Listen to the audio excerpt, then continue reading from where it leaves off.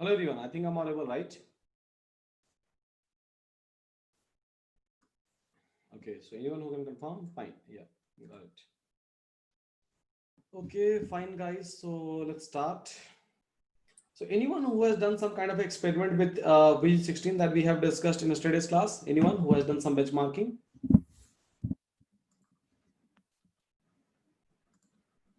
Okay, can I get some yes for that?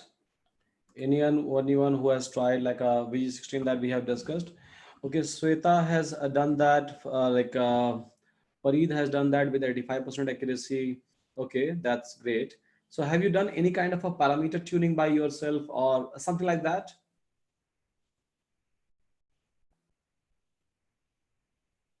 Okay, Anand has done this one. Okay, train accuracy is this much. Okay, great. Fine. Rakesh has done these things. Okay, that's great. Yeah.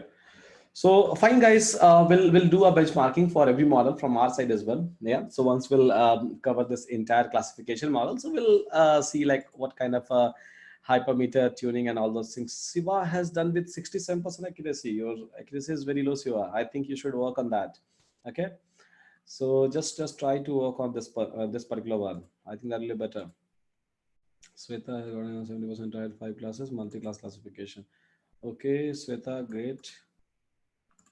Okay, so Prasanna, 100%. Okay, I think your model is like a overfitted model, so I think you should look into that. Prasanna, we very powerful. So you are able to get 100% accuracy. I have a doubt. I have a doubt a little bit. Getting an LR studio is not defined. Shivani is saying that she is getting an error. So have you connected with the support team for the same thing? And Prasanna, okay, predicting as well. Okay, very well. Fine. Then it's great. Okay. So if you are able to get a correct prediction, so in that case, I will agree. Yeah. Okay.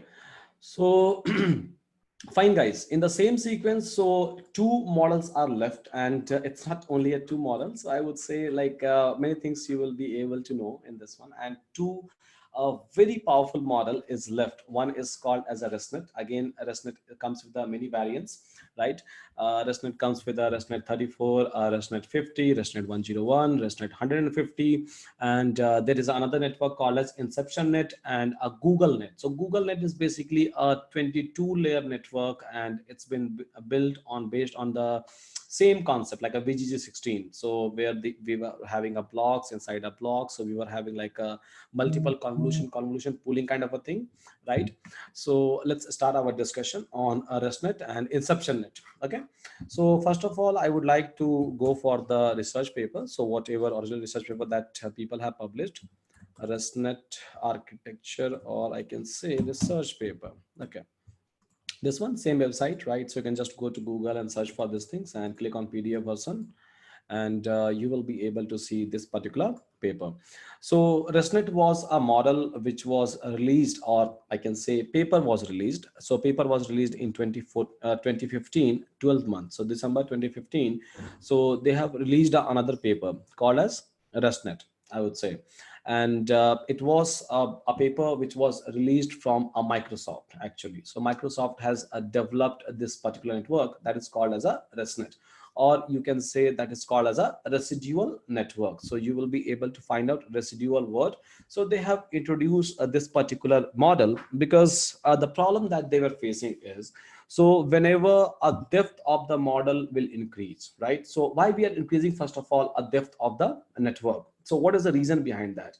If we are going to increase a depth of the model, so what we believe is that we will be able to extract a better feature, or feature we will be able to extract, so that learning parameter will be more and more, and my network will be able to train itself, or my network will be able to find out a relationship in a better way. That's the reason. So we always look for a network which is like having a huge depth. But they have observed something over here. So when they were trying to increase a depth of the model, so which is mentioned in a very first a page of this paper itself, so this graph, right? So even in our slides, so you will be able to find out the exact same graph which we have copy and pasted from this research paper. Okay, So basically, they have observed something over here, that if they are going to increase a number of layers, so in that case what will happen is, so suppose if I'm having a network with a 20 layer, right? So equivalent to, you can say, VGG16 or VGG19 or Google Net, because VGG16 will be having a 16 layer, and if I'm talking about a VGG19, so VGG19 will be having a 19 layer. If I'll talk about a Google Net, so Google Net will be having 22 layer, right? This is how they have designed this entire network. So they have observed that if number of layer, if depth of the model we are going to increase, so again there is a problem. So till certain depth it's completely fine. This is what they have done in terms of a benchmarking. So till certain depth it's completely fine, but if they are going to increase the number of a layer more and more, so after 20 layer, what they have observed is, so suppose if we have one model with the 20 layer, one model with the 56 layer, so they have observed that a training error as well as a testing error is not getting decreased, right? So a training error and a testing error of 20 layer network is lesser than, I would say, 56. We were expecting a reverse of it, right? So we were expecting that if we are going to increase a number of a layer, error will decrease, right? That's a whole idea. But yes, because we were assuming that it will be able to learn my parameter in a better way, it will be able to adopt my parameter into a better way, or find a relationship between the parameter into a better way. This is the assumptions that they have made, but they have observed that no, this is not going to happen. So it's not the same thing that we are talking about as of now. So what will happen over here is, so if we are going to increase the number of the layer in a model, in a convolution model, or like a whole structure, whole architecture, so you are going to face some kind of a problem. And they have observed that no, training error or testing error is not getting decreased, it's basically increasing in terms of, like, as compared to a model which is having a 20 layer.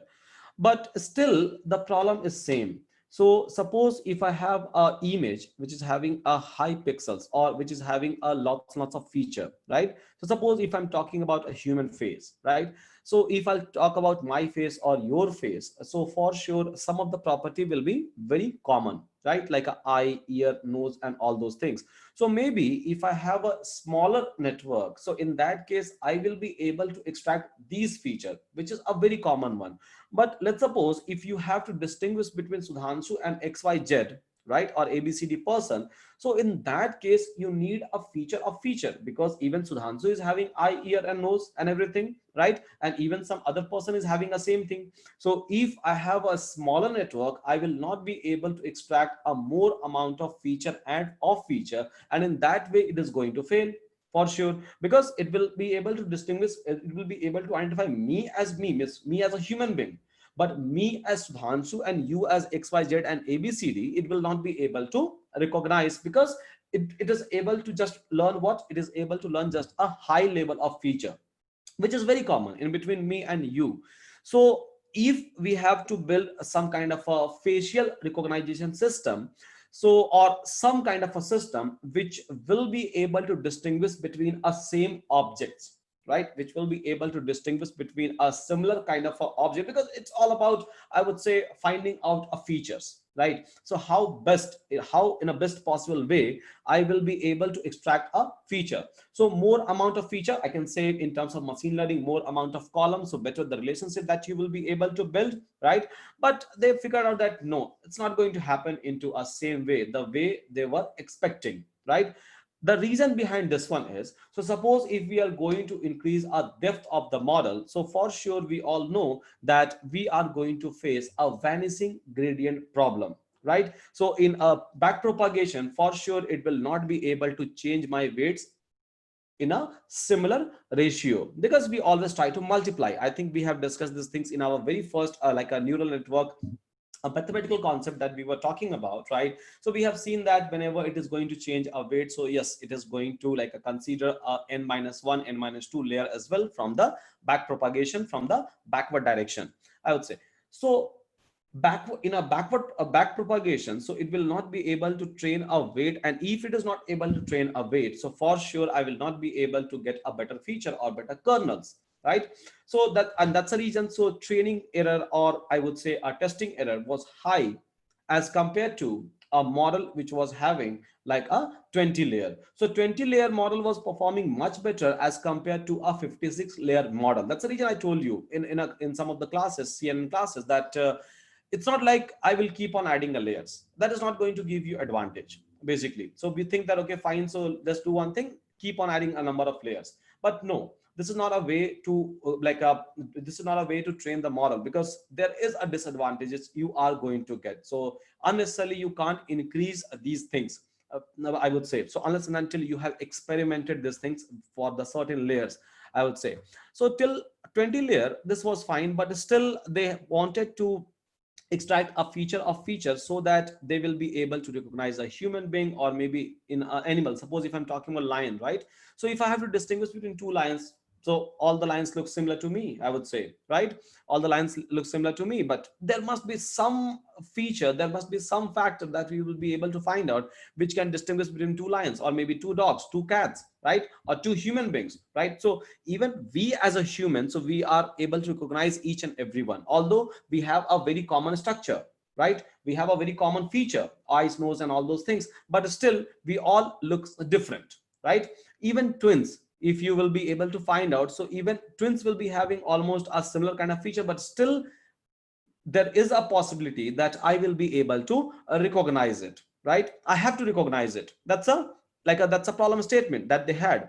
And keeping these things in a mind, so they keep on doing a lots and lots of research, and they came up with many different kind of idea, many different kind of conceptions, I would say. And based on that, so they have built this entire network that we are going to talk about, which is called as a residual network. ResNet, we used to say RESNET. So residual network we are going to talk about. It was published in 2015 December, and it was a research paper from a Microsoft research, basically. So yesterday we have discussed something which was from the Oxford, and this one is from a Microsoft. So Oxford, Google, Facebook, and I would say like some of the universities and some of the corporates, so they keep on doing a research, and they have a research wing. They keep coming up with the new models. So I'll tell you one more thing at the end of this class, I would say. So I think you must have heard about something called as a teachable machine. So I will show you, so in this teachable machine, which model they are using. So I will try to train one model in front of you, and then I'll show you that inside a teachable machine, which model they are going to use at the end of this lecture. So like I told you, like you suppose if I have given you some model, so you will be able to identify that, okay, fine, so what is a structure of this model. So I'll tell you like why I'm going to talk about this one in this particular class at the end of this lecture. So fine, let's talk about this. So what is a new concept that came into a picture, and what is a new kind of a things that they have developed? So I'm saying that we have a ResNet 34, we have a ResNet 50. 34 means 34 layer, 50 means 50 layer, 101 means 101 layers, 150 means 150 layers.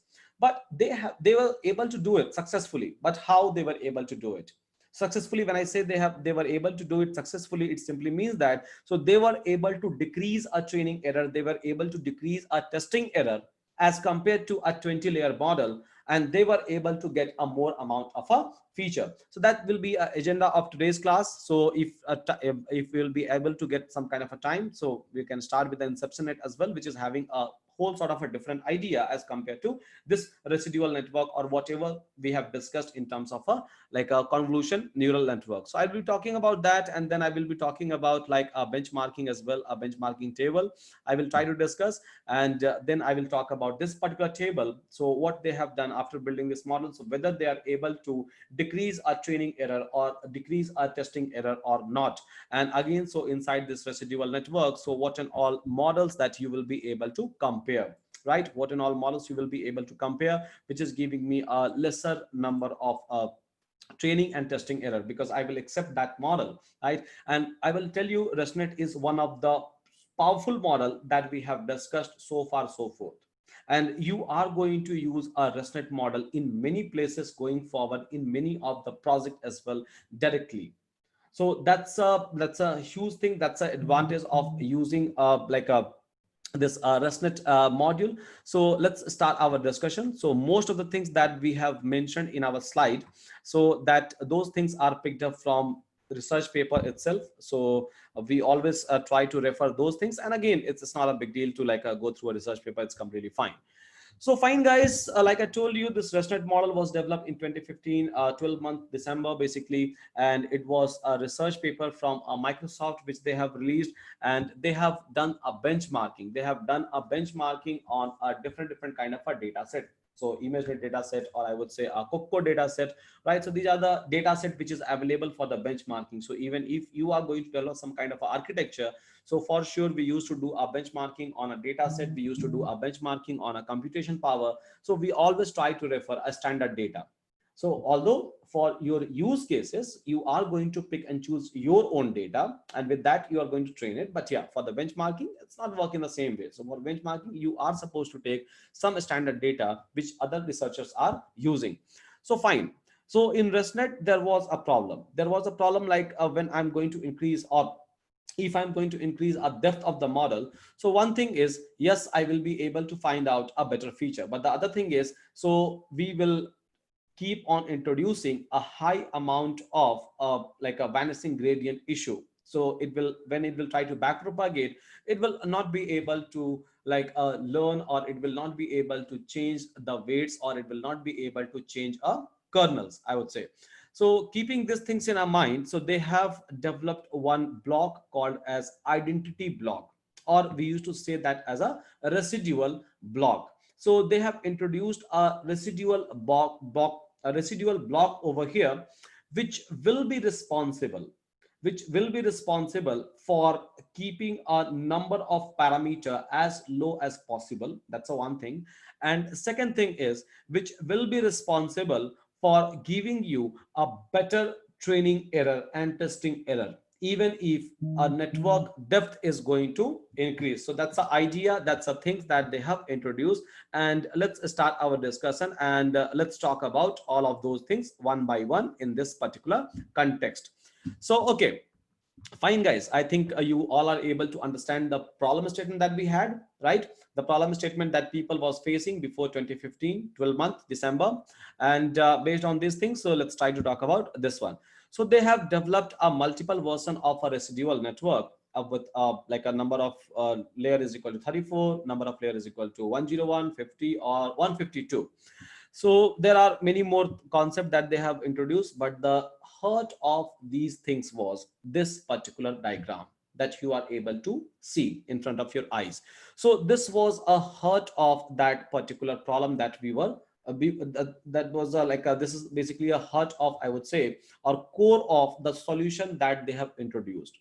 So basically what happens is, suppose if I'm going to increase a number of layers, so in that case, first of all, I will end up introducing a more number of trainable parameter, basically, because we have seen that if we have seen these things in a LXNet, we have seen these things in a VGG as well.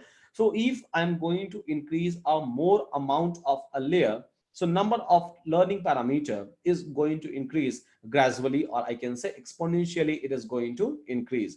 Now they came up with the idea that, okay, so what if I will do one thing? If I have to decrease a number of a learning parameter, so what if I'll do one thing that in a sum of the forward pass, right, or in whenever we are trying to send a data, right, for the convolution, I would say convolution pooling or something like that. So what if I will try to skip some of the, so what if I'll try to skip some of the blocks automatically? Or they have introduced a new concept called as cardinality. Basically, cardinality means it will be able to find out a probable degree of freedom, or they will be able to find out a probable, I would say, a path from when they are moving a data from one layer to another layer.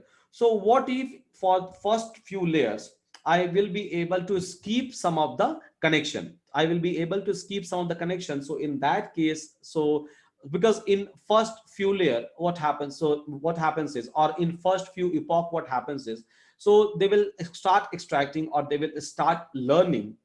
So if I have a depth of the network, so they will start extracting a feature of feature of feature of feature, right? So maybe they will start with the eye, and then they will go on a pixel level, right? And then they will try to extract the feature, they will try to prepare their kernel or learn their kernel accordingly. So what if in first few epochs I will not do these things, I will try to skip, I will try to skip some of the layers. So in that way, what will happen is, so I will be able to extract an overall feature. Overall feature means like eyes, nose, and all those things I will be able to extract. Now I have to distinguish. I have to distinguish between like human, like I have to distinguish between a two human being itself, basically like a two faces. If I have to identify, and then I have to check that, okay, fine, so how different these two faces are. So maybe after certain epoch, after certain iteration, right, after certain epoch, after certain iteration, so what I will do is, then I will start extracting a feature of feature whenever it is required, right, in whatever layer it is required, that okay, fine, so in this kernel, from this kernel, the kernel that I have learned, so now I think if I will be able to extract some of the feature, it can be a significant one for me. So like if from the eye, if I have to extract an eyeball, right, if I'll talk about a nose, maybe from nose I don't have to extract anything, right, if I have a picture of nose. But if I'll talk about eye, right, so from eye maybe I have to extract something, maybe some kind of a color, maybe some kind of a circle, maybe some kind of because everyone's eyes color will be different, everyone's, like I would say, like an eyeball will be a little bit different, right. So basically I will try to extract an overall feature in first few epochs, so that I will be having a lesser amount of a trainable parameter. And while doing this, I will try to skip some of the blocks. So if I'm going to skip some of the blocks, in that case, what will happen? In a backward propagation, I will have to go through a lesser number of blocks. So the vanishing gradient problem that we were facing, so yes, I will be able to resolve that. So this is the idea that they came up with. And based on this idea, so they have designed this identity block, or I can say a residual block. So meaning of identity block is, so whatever data you are able to get from the previous layer, and suppose if I'm going to skip some of the layer in between, so I will not try to go through the layer in between. I will try to skip some of the layer, and then whatever output which I am able to get on certain layer, I will try to skip and then pass the same output as an input to the next layer after skipping some of the layer in between. So in that case, I will be able to reduce the number of the parameter, and even in a backward propagation, so I will try to follow a same path. So I will not consider those connections which I have skipped when I was trying to go from like a first place to last. So this is the idea. And in this, and when they have experimented this idea, so they were able to get a better result. They were able to reduce training error, they were able to get a better accuracy and all sort of things. So residual network, I would say, or identity block is a main idea behind this ResNet, and based on that they have named these things as a residual network with a different number of the layers. They have whatever layers that they have experimented, and they have done the benchmarking for the things. Now here in this diagram, you will be able to find out that, let's suppose if I have many convolution layer, if I have many convolution layer above this one and many convolution layer below this one, right? This is just a one single layer which I'm talking about. So suppose if this convolution layer, is going to send me some kind of a data, because we all know that a kernel will be applied, and then kernel will try to extract some kind of a information, some kind of a feature it will try to extract, and then same feature gets propagated into a next one, right? So what they have done is, okay, so I will try to, so suppose this has identify maybe eyes, right? So what I will do is, so I will always try to look for, let's suppose I will try to, so this layer has like a extracted eyes, or maybe I would say nose. I'm not good with the pictures. Okay, so eyes, or yeah, this is how nose looks like, I think. Yeah, so fine, eyes, nose, or something. So multiple feature, if it is able to extract, so fine, I will try to send these things into a next layer, I would say, to extract some of the very common feature, or which is a very obvious feature. So for that feature extraction, I will try to send. I will not be using maybe a intermediate layer which is responsible for extracting a micro label of a feature. So maybe here I have some kind of a network which is having a 512, which is trying to extract maybe a huge amount of a feature, right? I will not send these things. I will not send this like a eyes and nose picture or the kernels into these layers. I will try to skip it. I will try to skip it, and then I will try to send over here, and then I will try to pass a data. But whenever it is required, right? So after some time, so whenever it is required, so what I will do is, so I will try to pass these things through this layer which I have skipped after some of the epoch, after some of the iteration. So I will try to pass these things here also. They will try to extract some of the feature, and then so I will try to add this one and I will try to add this one together, and then I will try to send. So that's the reason. So you are able to find out a plus symbol in this particular case. So I will try to add these two features if required, right? I will try to add this feature with this feature, means a feature of feature and a feature, and then I will try to send these things to the next layer. So that's the whole idea that they have introduced. Now identity simply means that, so whatever output that you are able to get from the previous layer, if you are going to send an exact output to the next one, so that is called as a identity, or you can say that it's a skip connection. So they have designed basically a skip connection. So I will not try to go through all the connection, I will try to skip some of the connection, and I will be able to get into, or maybe I will be able to reduce a less like a parameter by such certain volume, and again into a backward propagation. So I will try to follow a same path. I will not try to change anything over here, any weights in this particular place in a very first place. I will not try to change anything in this particular place. So whenever they are going to skip this thing, so this factor will be equal to 0 for sure, because f of x is nothing but it's a this one. So f of x is nothing but, so it's a kernel or the data that they will be able to extract, or they will be able to get from this weighted layer, I would say. So fine, I will be able to get only this input, whatever output that I was able to get as an input for the very next layer, without doing any kind of a changes or without going through the layers, and whenever it is required, right? Whenever it is required after certain epoch. So in that case, yes, I will be able to introduce, but by that time, right, by that time, what will happen is I will be able to learn the kernels. I will be able to learn the kernels above and below, which I have not skipped. I will be able to learn the weights which I have not skipped by that time, right? And if I'm able to learn all of those weight, some of the weights above and below of this skip network, of this skip model, so in that case, even in back propagation, so I will not have to do much changes, right? I will not have to do much changes. In that case, I'm going to make my training faster, much faster, I would say, and even much more accurate. And I will, because much more accurate means, so I will be able to extract a feature as well, plus I'm able to reduce the number of parameters. So even training time I'm trying to reduce, as well as I'm trying to reduce the error rate in this particular place. And yes, successfully, I will be able to increase a depth of the model for sure. So that's a whole idea, guys, that they have introduced in this particular place. So this is like this is a very simple small functions that you will be able to get here in this one. So I'm trying to show you that VG19. So this was the VG19 that we have discussed, and this is a plain, I would say, plain 34 layer network, and here you will be able to find out a 34 layer residual network. Residual simply means that, so I have introduced a skip connection over here, so that is a residual.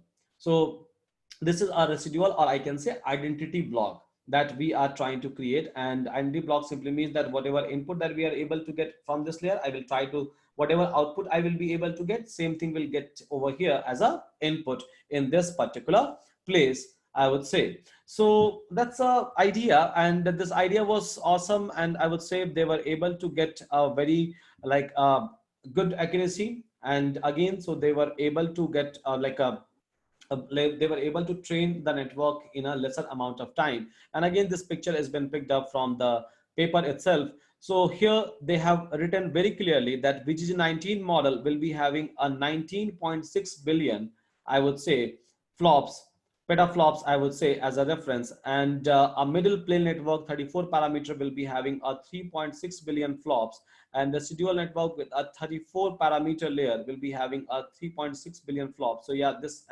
this one plain, and this one will be having a this much of flops. So flops is nothing but the way we are going to do a computation, or how fast we are going to do a computation, I would say. So floating point number computation, the way we are going to do that is called as a flop. So generally we try to measure like a computation power in terms of how much or how fast my system will be able to do a computation or numerical addition or numerical computation, I would say. So this is something that they have observed, and again, so they have published this particular graph, and in this graph you will be able to see very clearly, you will be able to see very clearly that a red color, which is nothing but a plain 34 layer, and this blue one, I would say, which is like a 18 layer model. So here 18 layer model error was lesser as compared to a 34 layer, but here, so if I'm talking about just a plain model means without any kind of a identity connection, without any kind of a residual connection. But here at the same point of a time, if you will try to compare a ResNet 18, ResNet 18 is nothing but this one, residual network with the 18 layer and residual network with the 34. So here you will be able to see an outcome just opposite to the previous graph that we have, right? So what they have observed in this particular case is, so if I'm going to increase a depth of the network, and if network is not a plain network, if our network is having a residual, right, if our network is having an identity block, so in that case, yes, even if I'm going to increase a number of the layers, even if I'm going to increase a depth of the layers, but still I will be able to get a better accuracy. And yes, this is what they were looking for, I would say. So fine, this is just statistics which I'm trying to show you in this particular place. Again, inside this network, what they have done is, so when they were trying to create an identity block, so they think of coming up with a different kind of a identity block. So they thought of doing this kind of a things that, okay, fine, so instead of using a 3x3 and 3x3 kernels, so what if I'll try to do, I will try to use 1x1, 3x3 and 3x3. So it will try to perform a same kind of a, it will try to extract a similar kind of a feature. So if you will try to calculate, but at the same point of a time, a number of parameter will be less. If you will try to calculate a number of parameter between this and this and this and this, it will going to give you a huge amount of differences. So again, this both are residual network, but what they have done is, so inside this block itself, they have made some kind of a changes, which we will talk about, which we will try to discuss. So here is the entire table, again picked up from the research paper itself. So here you will be able to find out, here you will be able to find out that we are trying to compare 18 layer, 34 layer, 50 layer, 101 layer and 152 layer. So these are the 5 variants they have introduced with a residual network. And they said that okay, so again they have given up like a computation benchmarking over here in this particular place. So they said that, okay, fine, so if I'm going to move from here to here, my accuracy will try to increase. My accuracy is increasing, and yes, it has increased, I would say. So here you will be able to find out that if we are going to pass some kind of images, and if I'm talking about a 18 layer model, so in a 18 layer model, in this 18 layer model, so they have designed this model in this way. So in a 18 layer model, suppose if I'm trying to do a convolution of this one, so maybe a 7x7 with a 64 number of a feature, number of a kernels, and strides equal to 2, and then 3x3 maximum pooling. And after that, what we were trying to do is, so we were trying to perform this kind of operation, 3x3 64, 3x3 64 into 2. So this block will be available twice over here. Again, this block will be available twice in this particular place. This block will be available twice. This block will be available twice.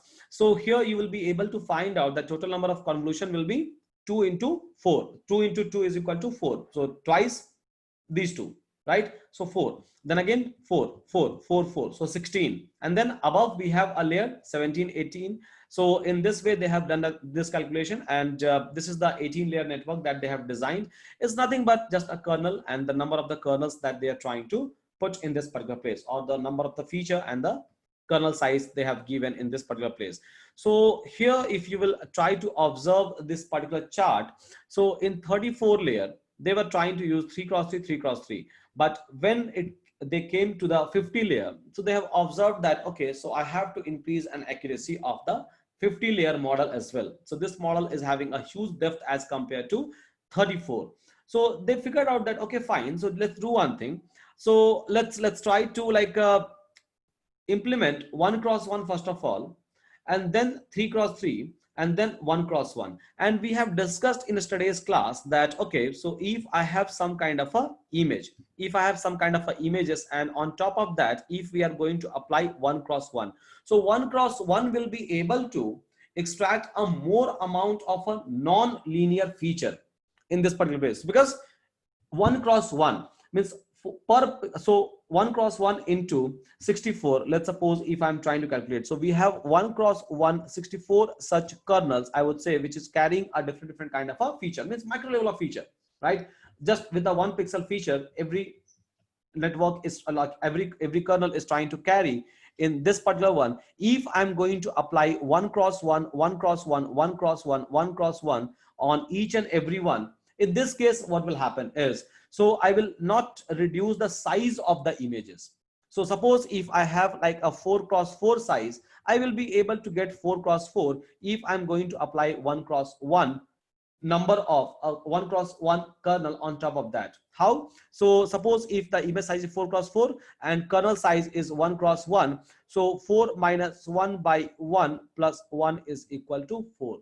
Means the dimension of the next images that I will be able to get will be equal to 4 in this particular case. So they have decided that, okay, fine, so I'm not reducing the size of the images, but still the image which I'm that's one thing. Second thing is, so even on top of that, so whenever we are trying to apply 1 cross 1, so yes, non-linearity, it will try to increase, because 1 cross 1 will give you a much amount of a non-linear filter as compared to a 3 cross 3. We are not trying to reduce the size of the images even in this particular place. So these are the idea that they came up with, and then they have applied 1 cross 1 and then 3 cross 3 and then 1 cross 1. And again, if you will try to calculate a number of the parameter, so number of the parameter also they are able to reduce comparatively, right? They are able to reduce comparatively in this particular place. So first they have applied 1 cross 1 64 and then 3 cross 3 64 and then 256. 1 cross 1 they have applied and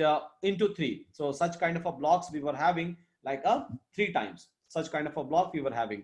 Then again, so in everyone, so if you try to compare this and this, you will be able to find out that everywhere they have introduced a same thing. Means they're trying to increase the non-linearization so that I will be able to get a more amount of a feature. That's a one thing. Second thing is, at the same point of a time, they're trying to keep the dimension of the images as same.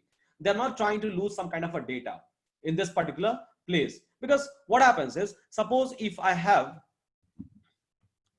so what happens is, suppose if I have some kind of an image in this particular place, like 1 2 3 4 1 2 3 4, so 4 cross 4, and if I'm going to apply a kernel of maybe like 3 cross 3, 3 cross 3, the dimension of the images, so this is basically a kernel size, this is basically a image size, I would say. So the dimension that you will be able to get is equal to 4 minus 3 by 1 plus 1. 1 is a strides, if a strides is 1. So 4 minus 3 is equal to 1 plus 1 is equal to 2. So the final image that you will be able to get will be having a dimension of 2 cross 2. So here, because we are trying to do the multiplication plus summation, right? So we are trying to add all those, like after multiplication, we are trying to add it, and then we are trying to generate one kind of a pixels. If I'm trying to do 1 cross 1, no. In that case, whatever input image size that we were having, so we are trying to get the same input image size, I can say, with more amount of normalization. I'm trying to normalize this particular data, and at the same point of a time, I'm trying to increase the non-linearization. So this is something that they have introduced over here in every block. In every block, whatever they are trying to create, so everywhere you will be able to find out 1 cross 1, 1 cross 1, and this is the same trend that they have followed.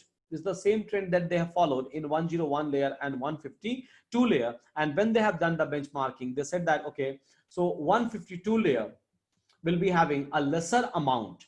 152 layer will be having a lesser amount of a training error as compared to a 50 layer, or as compared to 101 layer, or as compared to 18 or 34 layer. So even if I'm trying to increase a depth of the model, but still I'm not compromising with the error.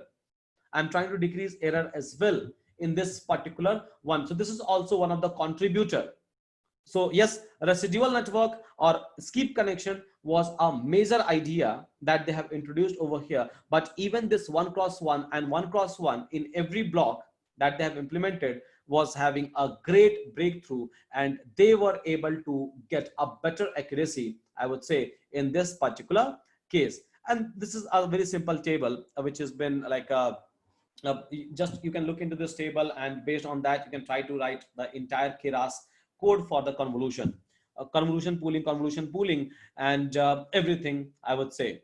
So fine guys, so let's try to understand these things. And what they have done is, so they have tested these things with each and every one. So they have tested these things with a VGG, and then a Google Net, then VGG, another model. So this is basically with the ISLR 14 data set, and then this is with the V5, and then a PRLU net. This is also a network that people have designed. We are not supposed to know about these things because this is not a network that we are using in any of the use cases, or batch normalization inceptions and a RESTnet. So they find out that, okay, fine. So the top 5 testing error. So in that case, RESTnet was giving them a less amount of an error as compared to any other benchmarking model which was available. Now, if you will try to compare with your VGG that you have developed yesterday, right, that we have learned yesterday, you will be able to find out huge differences, very huge differences you will be able to find out with VGG and this one. Yes, number of parameter in a RESTnet is high. There is no doubt with that. I will completely agree with those things, but still at the same point of a time, you will be able to find out that error rate wise. So yes, testing error wise or training error wise, it's giving you a very lesser amount of a error in this particular case. Now, so let's try to talk about a theory behind these things. So what kind of a role your residual model plays in a backward propagation? Because backward propagation is something where our machine try to manipulate, our machine try to, or our network always try to change the weights, and based on that, so it always like depends. So effectiveness of the model always depends upon, I would say, how good we are in terms of a learnable parameter, how we are trying to change a learnable parameter. If we are able to change a parameter in such a way that error is less, and if the number of parameter is less, or if it is giving me a better accuracy, for sure I will try to accept that kind of a model. So here let's try to understand it one by one, point by point. That's the reason. So we have just created this point for you. So the residual model will significantly reduce the parameter value in the module. So residual model will significantly reduce the parameter. How they are reducing the parameter? By creating a skip connection. Skip connection simply means that, so suppose if I have some layer, so what I will do is, so whenever I'm trying to pass a data from one layer to another layer, suppose these are the multiple layers that we have. Now what I will do is, I will try to create a skip connection in between, and here I will try to put a plus symbol. Here I will try to put a plus symbol. This one is, let's suppose, f of x. This one is x. X is nothing but the output that we are able to get. So f of x1, f of x2 that we have. And then let's suppose we have a x1, we have a x2 in this particular place. So this is the skip connection that we have, right? So if I'm not going to consider the whole network, if I'm not going to consider a whole network in this particular place, I will start skipping some of the blocks, some of the convolution blocks for certain epoch or for certain iteration. So for sure, I will be able to reduce a number of the parameter which it is supposed to train at a time.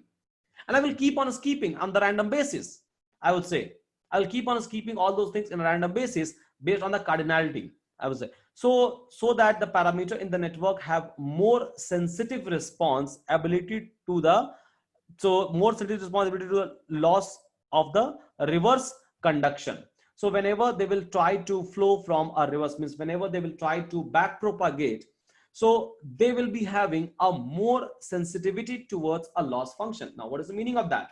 So in a gradient descent, what we used to do, so we always, based on the amount of the loss that we have received, so in a gradient descent, what we used to do is, which has been applied into a backward propagation, so we always, based on the loss, we try to train, or we try to change the value of all the weights. So if number of parameter is less, so in that case, vanishing gradient problem will be less.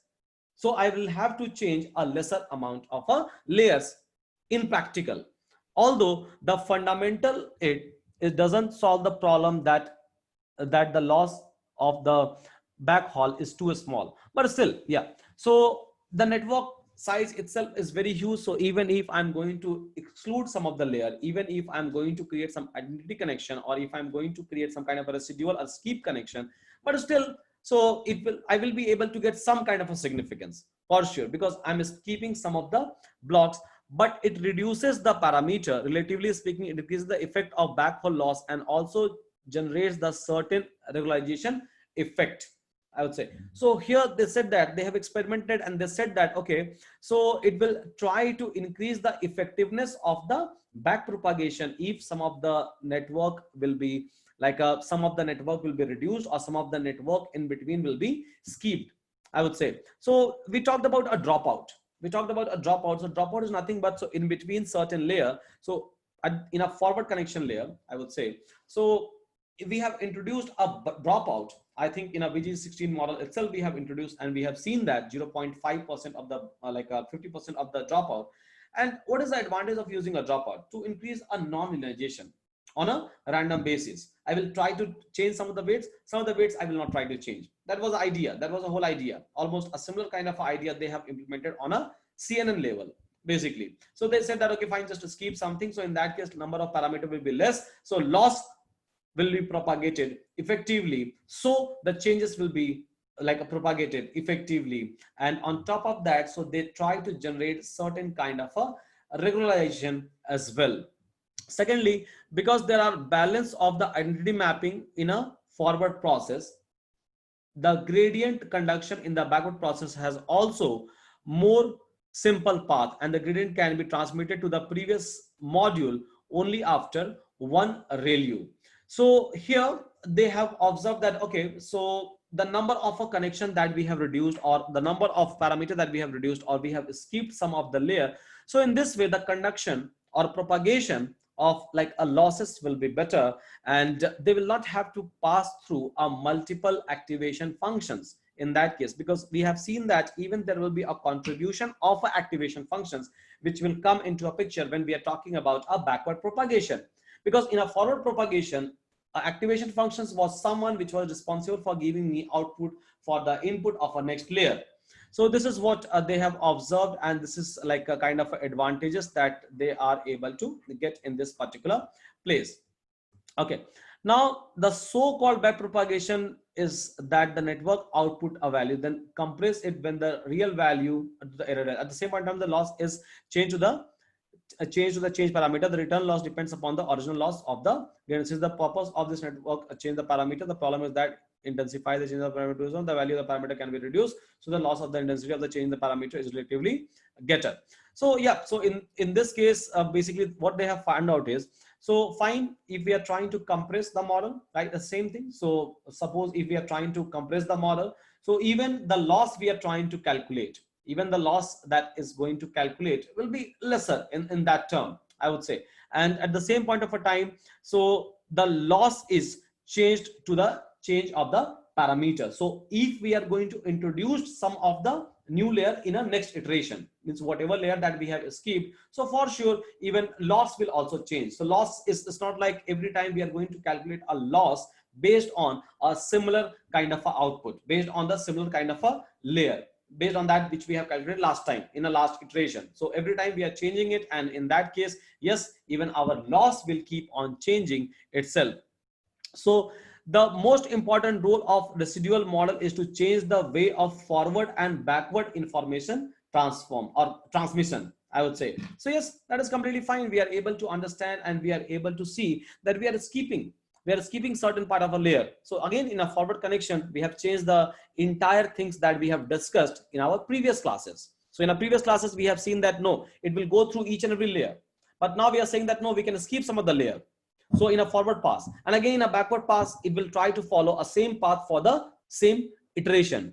So thereby greatly promoting the optimization of the network. So optimization means a number of the parameter we are going to change, means relatively the, if I'll talk about relative things with respect to a number of the depth, or I would say a number of the layers into a network. So relatively, I would say, so we are able to change our parameter as well with a huge volume. So based on that, so the next model that they have proposed is basically a inception.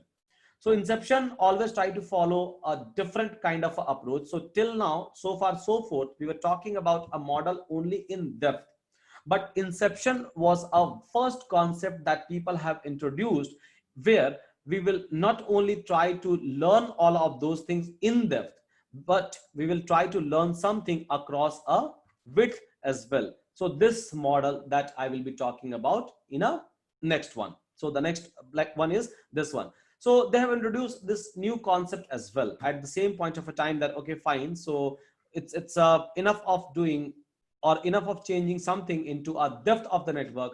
Let's do one thing. So try to change these things even into a width of the network. Why and what is the advantage we will be able to get? So we'll talk about that. So whenever we'll come to the inception model in the next class, so I think we'll talk about those things.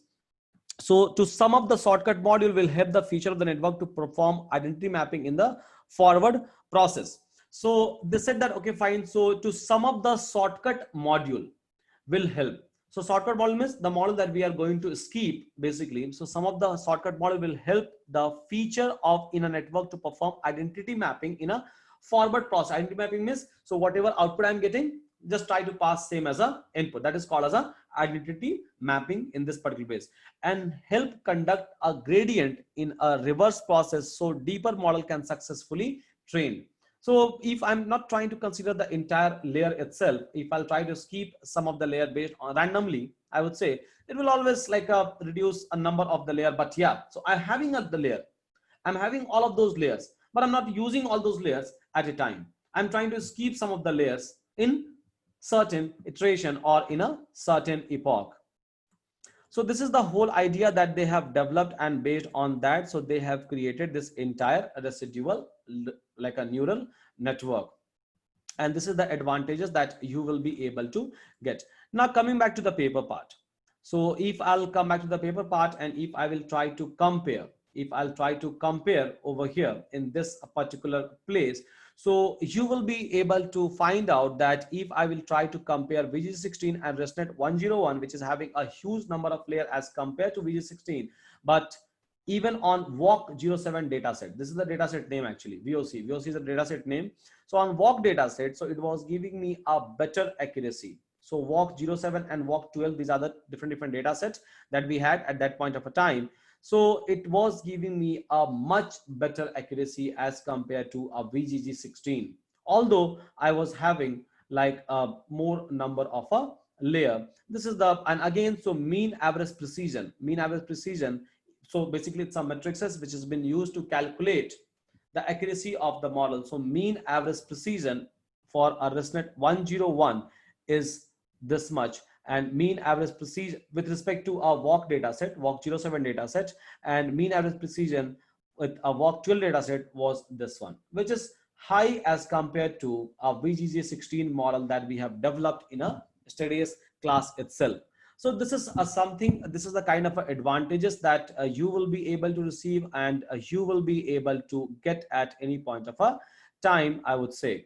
So fine, here we are trying to showcase a similar kind of a thing in this particular place. So everywhere you will be able to find out that a model with a higher number of layers is performing better as compared to this one, as if you will try to compare with a previous graph that we had, and just because of skipping a connection, so skipping a number of the parameter, so it will be able to back propagate in an effective way, and I will be able to get a better result. I will be able to extract a more amount of a feature of a feature, right? So this is a benchmarking that you will be able to see with respect to the entire different kind of a model that they have taken, I would say. So yes, so here they have given this particular one, they have given this benchmarking. So suppose, and again, so there was a network called as highway network. So it was basically a concept derived from the highway network itself. So just like a residual neural network, So first of all, they have developed a highway network, but again, idea was same, a little bit different, but again, so we are not using this highway network. No one is using it. ResNet is much better than, I would say, a highway network. And they have created a ResNet network with, I would say, like 20, 32, 44, 56, 101 number of the layer, and then 1202. And they have observed that, okay, so we are trying to increase a parameter.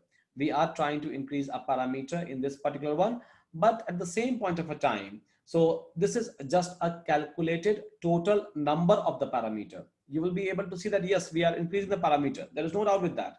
But in a real time, when we will try to test it, so what we are trying to do, so we are not considering all the parameter. We are trying to skip.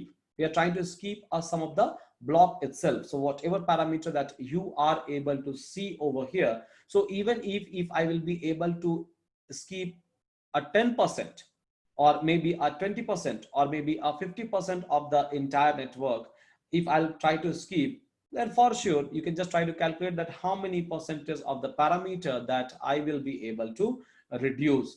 So it's completely fine. So this is just a benchmarking, I would say. And again, so here you will be able to find out error rate benchmarking, and everywhere these network, this number of the layer are a top performing number of the layer. So whatever, like even if you are going to like do all those things, so for sure you are supposed to do a testing and you are supposed to prepare a table, a comparative study you will have to do in this particular way itself, I would say. So fine, here a ResNet 152 is having a like a error rate as this one, which is less among each and every model, whether you can try to compare a VGG or maybe a batch normalization inception network or ResNet 34, even in ResNet variant itself. So 152 layer is going to give you a better accuracy, but it's not like you should use all the time 152 layer network. It needs a huge computation power itself. Although we are trying to skip it, that is completely fine.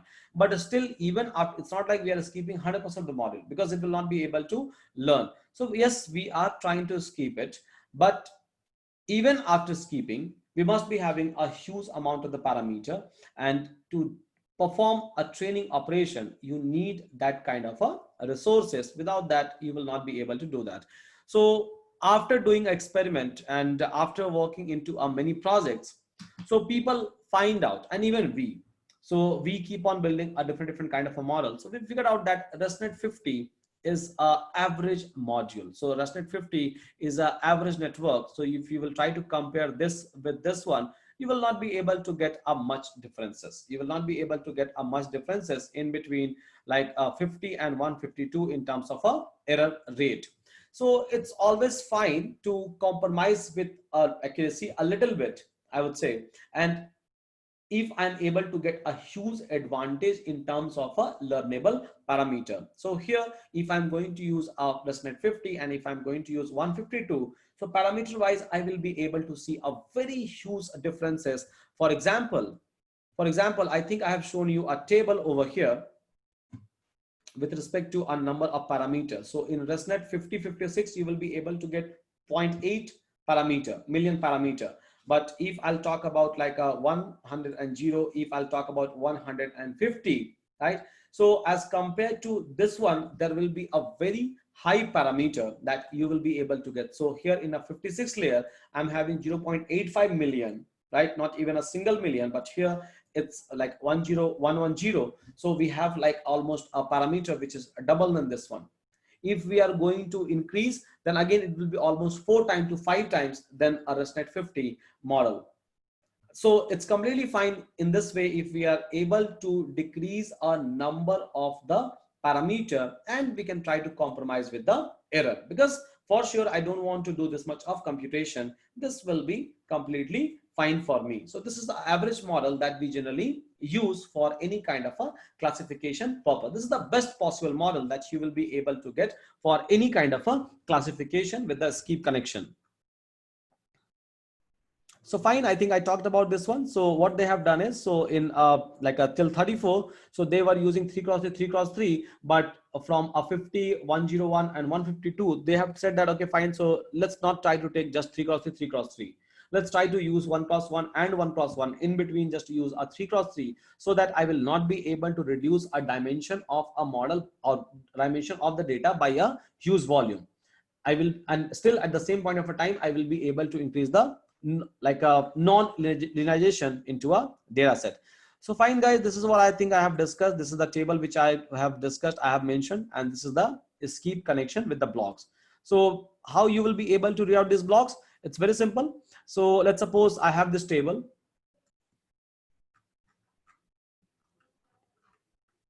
So let's suppose I have this table, right? And I have this model with a 34 layer, as you can see. So I will try to pick and choose a 34 layer, this one. I will try to pick and choose which one? 34 layer. Fine. Now in a Conv1, let's start looking into this one by one. So it's completely fine here. So you will be able to find out that if we are going to pass an images. So first of all, we are going to apply a 7x7 convolution. And 7x7 means our kernel size will be 7x7, and then 64 such kernels we are going to apply with strides is equal to 2. This is how you are supposed to read out any kind of a diagram. So 7x7 kernels we are trying to apply, 64 such kernels we are trying to apply with strides is equal to 2. Fine. Now on top of that, so we are trying to apply a pooling of size 2x2. 2 is given over here. So 2x2 pooling we are going to apply. Now after this, once I will be able to apply a 7x7. 7x7 means what? A higher feature you are trying to extract. Simple. This is what meaning of 7x7. That's the reason. So in a very beginning itself, they have given a kernel size as huge. So if I have a face, I will be able to extract all those higher feature, and then I will start looking into that. Now you will be able to find out that we have a 3x364, 3x364, 3x64 3 times. Now if I'll go back to the table, you will be able to find out exact same thing over here. So this one into 3. So if I will try to calculate layers, so yes, 3x3, 3x3 twice and multiply by 3. So in total, 6 number of layer that we had. So you can just try to match these things with the table itself. Now, if I'll again try to look into a table, so we have like a 3x3, 3x3, 128, and such kind of a network, such kind of a block we have 4 times. So yes, we have like 3x3, 3x3, 3x3, 3x3. So 4 blocks we have. So block number 1, block number 2, block number 3, block number 4 in this particular case that we have in this one, I can say. Fine. Now, so if I'll try to look into our next one. So yes, we have a 6 such layer with 3x3, 256 feature. So here you will be able to find out that fine. So we have basically like a 1, 2, 3, 4, 5, 0. So 0, 1, 2, 3, 4, 5. So we have in total 6 number. So we have in total 6 number in this particular place. And you will be able to find out skip connection in between a block. So whenever we have a similar kind of a block, plus you will be able to find out some of the dotted line as well in this particular case, which is again representing a skip connection in between a number of the layers, like a type of the kernels or type of a number of the kernels than when we are going to change. So everywhere it's a 3x3, 3x3, 3x3 itself, right? In a later stage, in a less than 50, so they have introduced 1x1, 3x3, and 3x3. So one block is equal to 1x1, 3x3, and 1x1 in this particular case. And this is what you will be able to get as an output. So this is how we can try to create a network. It's very simple. It's very easy. So if you know Keras, so yes, anyone can create it. And again, we know a number of a kernel calculation, number of the value of the images that we are going to get. So that calculation we know, number of the parameter calculation we know. So we know each and everything. So you can try to even calculate a parameter manually. There won't be any kind of a issue. Or else you can try to refer a paper where parameter is already given for you. So if I'm talking about like a 50 layer network, so almost like a 0.7 or 0.8 million parameter that you will be able to receive in that particular case. So this is how like and again in a last layer, so they are trying to apply average pooling, and then they are trying to apply a forward connection everywhere in between. So in every layer, so they have a ReLU function. So they have a ReLU activation functions that they have introduced in between each and every layer, so that it will pass through. So whatever output one convolution block is going to give you, it will pass through a ReLU, and then it will try to extract a maximum data, and then they will try to perform the normalization. So here is the ReLU that you will be able to get after each and every block. If we are going to skip some of the things, then output of the previous block will be the input of next block after skipping. So fine guys, this is it, I would say, from this residual network. This is a small thing that they have introduced, and because of that, so they were able to get many more advantages. Nothing much that they have introduced, just this one, and based on that, this model was performing very well. Now I'll try to so let's just try to understand that whether people are using this residual network in a real time or not. So just to show you that example, so I'm going to train a model in front of you by with the help of Teachable Machine, because it's very easy for us to train a model here. So we just have to take a picture, and then I'll be able to get I will be able to get my model. So here, Teachable Machine is a kind of a framework that Google has developed, and recently they have released. And even we have our own, I would say, a portal, Einstein portal, where you can just go and you can try to take a snapshot, and it will be able to train it. But there we are not giving you a model. What we are giving you is, so there we are integrating this model with your application automatically. So we have certain kind of applications where it will try to integrate it. So almost similar, based on the similar kind of a theme. But here, so they have designed these things for the entire world. We have designed those things for the client, but here they have designed these things for the entire world. So you will be able to train it, you will be able to get a model, and you will be able to consume it basically. So let's try to understand that what kind of a model that they are using in a backend. Because if I'm saying that they're doing a classification, they're trying to train a model for the classification, so for sure they must be using some kind of a network, that we have discussed so far, so forth, in terms of a classification. So let's try to understand what kind of a network that they are using in this particular place. So let's take a picture. So I can try to name these things as SUDHNSHU, right? And let's start taking a picture.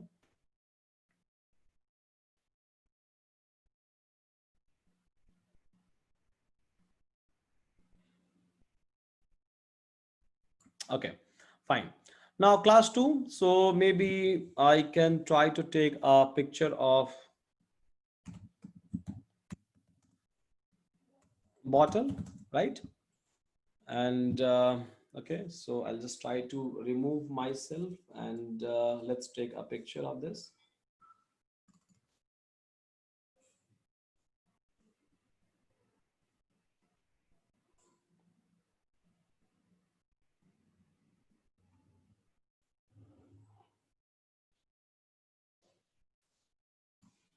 Okay, fine. Now we can try to click on train model, and it will not take much time for training, I would say. So it will be able to train itself immediately, very soon. Just wait for another 2 minutes. And again, so all this training happens on Google GPUs and TPUs. So it is really very fast. My area of interest is to download a model and to show you that what kind of a model that they are using and what is the effectiveness of the residual network model. If you wanted to change maybe a epoch size or something, you can change it. Batch size, if you wanted to change, you can change it. Learning rate, if you wanted to change, yes, you will be able to change it, and it will not take much time. It's hosted on a GPU for sure, distributed GPU.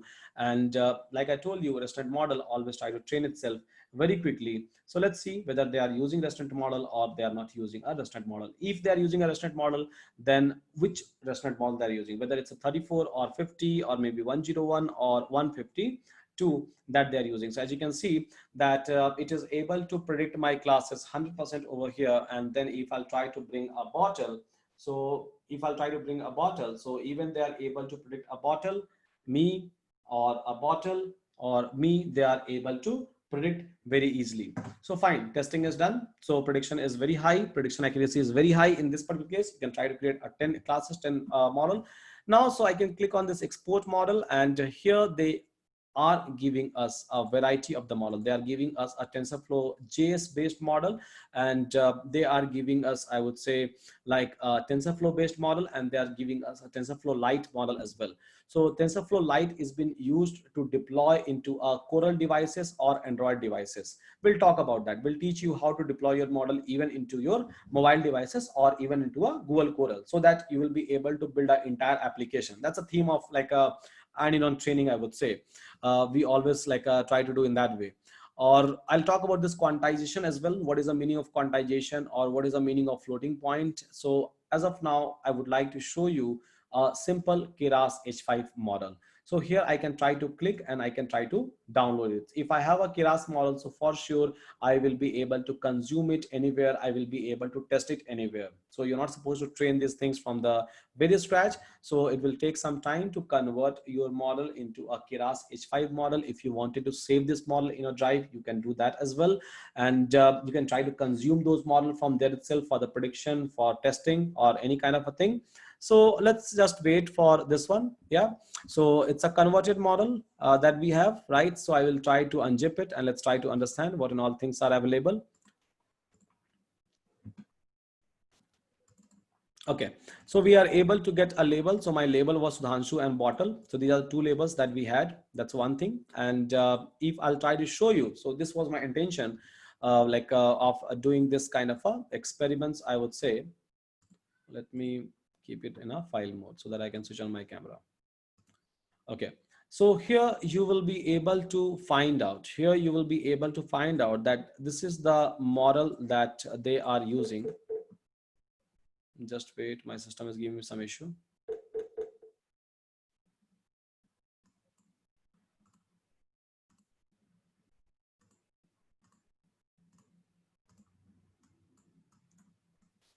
Okay, so here you will be able to find out that this is the actual model that they are using. This is something that you will be able to find out. And if you will try to compare this architecture with the architecture that we have discussed, basically, so it's a same architecture that we were talking about. And again, so it's not an exact same ReLU, it's not a same residual 50 model that they have used. So they have done some kind of a changes. I'll talk about those changes as well. So I'll talk about these changes as well. And here they are trying to use a residual 50 model. Now, how I will be able to count those things? So suppose if we have to count that, what is a number of the layer that they are using in this particular one? So I'm just supposed to count a convolution layer. So I'm just supposed to count a convolution layer in this particular case. Okay, it will be too small.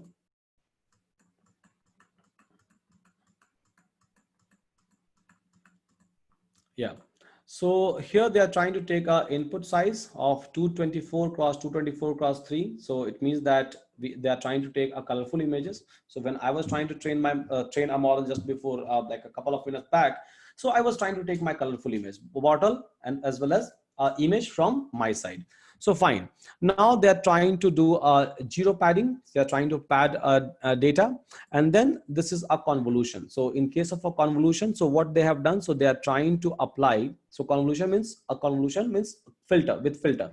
So they are trying to, if you will try to observe over here, so they are trying to apply what 3 cross 3 cross 3. So kernel size is basically 3 cross 3 across all the layer that they are trying to apply. So I think in yesterday's class, I was talking about like how you can try to apply a 2D kernels on a 3D images. So here we have a 3D images. Here we have a colorful images. So fine, they're trying to apply these things over to this, and 16 such kernels or 16 such filters that they are trying to apply in this particular case. So fine. Now they're trying, so you will be able to find out a kernel initializer as well. So kernel initializer means what?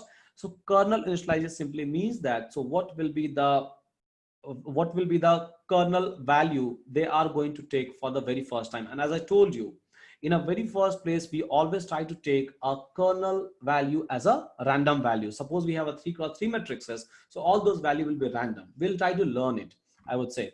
So this is just a kernel initialization function that they are trying to initialize. So here they are trying to initialize with this one. So they are trying to use a uniform distribution, a random data that they are trying to generate 3x3. So based on the uniform distribution, I think we know the meaning of uniform distribution. We have studied these things in a NumPy, basically where like mu is equal to 0, standard deviation is equal to 1. So this is the kind of a random data that they are trying to select. And if I'll talk about a bias, because we were talking about a bias all the time, and generally we see that people uses a bias is equal to 1, but which is not true. So here you will be able to see very clearly that, okay, so in this model, bias is equal to 0, which has been used in this particular case in the very first place. Now, so here you will be able to find out a weight of the kernel as well. So here you will be able to find out a weight of the kernel. So what is a weight of the kernel that they have taken in a very first place? So this is the weight because they have taken basically like 16 such weights that they have taken. So 16 such features that they have taken. So suppose if I'm going to save this file, so it's a convolution one kernel NPY file, and you are just supposed to do one thing. So what you are supposed to do is, my screen is black. I think there are so many processes which is running in a background. My consumption is 100%. Zoom meeting is taking this much. Office Word, I can end this task. Okay, now it's a little bit better.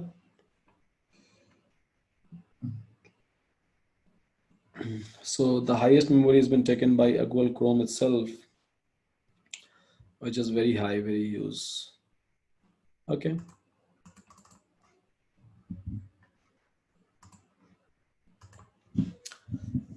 This happens, guys, all the time with a deep learning model.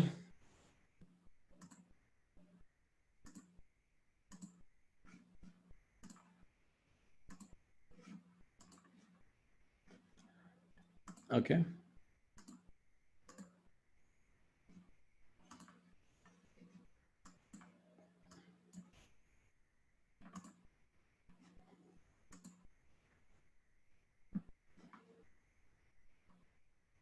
Okay. So here I wanted to know that what kind of a random data that kernel is trying to select. So here I have downloaded a NPY file from the model itself. This is the kernel that they have learned, right? So NPY file I'm able to download. Now, like I told you, I think none of you have done that so far, so forth. So I told you repeatedly that you can try to download that NPY file, and then you can try to load it, and then you can try to convert those things into a images, because every array can represent some kind of a pixels for sure. So what I can do is NPY file to image, I can try to find out. So NPY file to images, and here if you will try to do that, it's a very simple one. So you can try to load this image first of all, and then you can try to convert these things into a images. Like I told you, it's a very simple code, just a one line of a code you are supposed to write, nothing much, and you will be able to see all the arrays or all the kernels in a form of a image itself, or all the features in a form of image itself. I think I have shown you this convolution or explainer, right? CNN explainer I have shown you. So how they are trying to populate that images. For sure, they have written some function. This is just a simple one line of function that they have written. You will be able to get even a pixel level information. So fine, at least I can show you this array. So let me launch my Jupyter notebook. I think it's closed.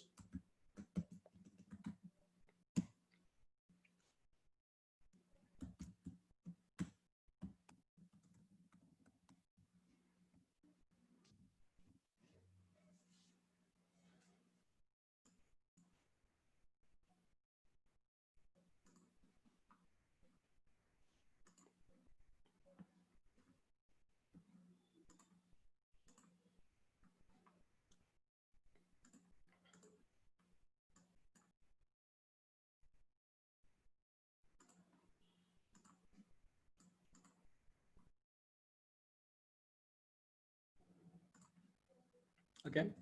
So I can try to give that file name, which I have downloaded, NPY file, and I will be able to see a kernel. So this is the file name that I have. So I can just try to like change these things. And here is a array, image array that you will be able to get.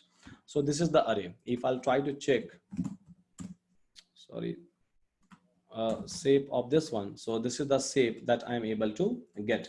Now, so let's suppose if I'm looking for maybe like a image of a 0, right? I will be able to get this one. So 0 one is having like 3 cross 3, and inside that, so we have these kernels, I would say. So in one kernels, if I'll try to consider one kernel, so this is a one kind of a kernel. Inside that we have a 3 cross 3, 3 cross 3, 3 cross 3. So everywhere you will be able to find out 3 cross 3. So this is the actual value that you will be able to download. And again, after downloading, so you will be able to convert these images into these arrays into a images. So this is a task for you. It's just another one line of a code. So just try to look into this particular array and then try to convert this array into a images, an array that you are able to get from a different layer. So in one layer, in this layer, you are able to get this as a kernel, but in another layer, you will be able to get a different layer. In a further layer, you will be able to get a different kernel.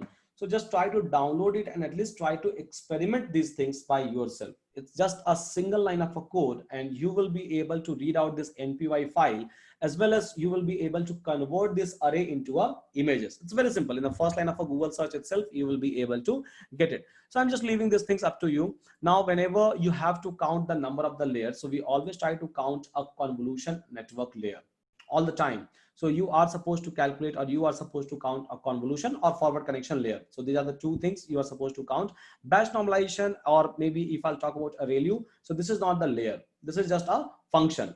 So layer wise, this is what we are supposed to consider as a layer. If you will try to count this one, so convolution 2D over here, convolution 2D over here, so you will be able to understand. You will be able to understand that, okay, so 50 such layer that we have, including a final dense layer that we have created. Now again, so inside that, so what they are trying to do is, so they are trying to do a batch normalization. So batch normalization is nothing but, so if I'm going to, so we talked about a local response normalization. Local response normalization always happens in a depth. So if I'm talking about local response normalization, so it always happens in a depth, I would say. So in a depth, we try to normalize the data in this particular way. But if I'm talking about a batch normalization, if I'm talking about a batch normalization, so it happens across the width. So we can try to take maybe like some 6 cross 6 or some 10 cross 10, and then we can try to normalize all the data. That is called as a batch normalization. Means we try to take up adjacent pixels in terms of a flattening of the data, and then we try to normalize it. So fine guys, here, so we are trying to use a batch normalization. So to batch normalize, so they take a parameter internally. So they try to do like, they try to take a momentum and an epsilon and center and scale and all those things. So basically these are the attribute which is going to contribute into a backward direction or backward propagation. And again, we are trying to use ReLU activation functions. So not an issue. So maximum value that they are able to get for this ReLU activation function is equal to 6 out of this images. This is what they are able to get from this model. It's not the same. It's not going to be the same for each and every one. So this is the maximum value, and negative slope is equal to 0, threshold is equal to 0. So we can try to change a thresholding as well. So if we have we have a control that we will be able to change a threshold. So as of now, whatever data that we are able to get below 0, so it will try to chop off. But we are, so if we wanted to change or modify a ReLU itself, that is also possible. So that's the reason. So we talked about a eReLU, we talked about a pReLU, parametric ReLU. We talked about, I think, in our activation function classes. So fine. And again, so depth wise convolution, like a convolution 2D that we are trying to implement. So it's completely fine. So again, to implement a convolution, so I'm supposed to use some kind of a kernel. So depth wise convolution that we are trying to implement. Again, we are trying to do a batch normalization, again ReLU. So this is one block. This particular thing is called as a one single block. This, if you will try to combine this one, it's called as a one single block. So one block. So in one block, so this is considered as 1. This is considered as 2, I would say. So in this way, you are supposed to count this entire things. Okay. So batch normalization they have used, and convolution batch normalization, and then ReLU they have used, and then padding they have used. So these things was not available, or you will not be able to find out these things into a research paper. So Google has modified this ReLU network itself, and then they are using it. So they have further modified this particular things in this particular way. But yes, it is possible to see each and every architecture. And if I know this architecture, I will be able to write a code. So suppose someone has already trained a model, but let's suppose if I don't know that how I will be able to train a same model in a similar way. Suppose if I'm not able to get a code for that, right? Suppose you are not willing to share a code with me. Suppose you have trained a very good model, right? So your model is performing awesome, but you have not open sourced your code with me. The model that you have built or the model that you have developed, not an issue. I will be able to unwrap each and every label, each and every layer, and accordingly, I will try to set the parameters. So it will be just a copy paste operation, I would say, because all the libraries are already available. Library for convolution, library for padding, library for batch normalization, library for activation functions, right? So every KPI is available. So that's the reason I'm just showing you this one. So if you have to break down, or how we used to break down some of the models, right? So if I have to break down, if you have to break down some of the models for which code is not available, not an issue. If I'm able to get one trained model, it's completely fine. I will be able to utilize the same thing, and then based on that, I will be able to maybe I will be able to do a reverse engineering. I will be able to build my own model. I will be able to write the entire layer of the code. Now here you will be able to find out that they are using a skip connection. So this is a skip connection that they are using in this particular case. So here it's a skip connection model that they are using. So this is what I was talking about. So skip connection, nothing but it's a normal model, right? But what they have done is, so they have connected this layer with our next one. So here they are trying to perform addition operation, a plus operator, I think we have seen, right? So in some of the iteration, so they will try to consider the middle one. In some of the iteration, they will not try to consider the middle one. In that case, what will happen? So whatever output that you are able to get from here, from this convolution, right? So whatever kernel you are able to get out of this one, let's do one thing, utilize the same thing in the next one. Whatever feature mapping that you are able to get from here, so just try to use the same thing in this particular place, and it's completely fine, right? So, and it's completely fine. So this is how we always this is how I would say we always try to perform these kind of operations. So this is the whole idea. So here you will be able to see very clearly that, okay, fine, so there is a skip connection. They have modified this network as well, because in an actual paper, you will be able to find out that after every block, suppose in this block, we have a 2 convolution. So after every block, they have given this kind of a symbol. But in a real life model, so suppose if this is a block, it's not like I will keep on giving this kind of a skip connection each and every time. So people used to experiment, and then based on that, they try to modify it. So Google is also using a residual network model, but with a modification, so that you will not be, so that they will be able to increase some of the accuracy in a much better way. This is what they have done. So everywhere it's not a skip connection. Somewhere in a consecutive layer itself, we have a skip connection.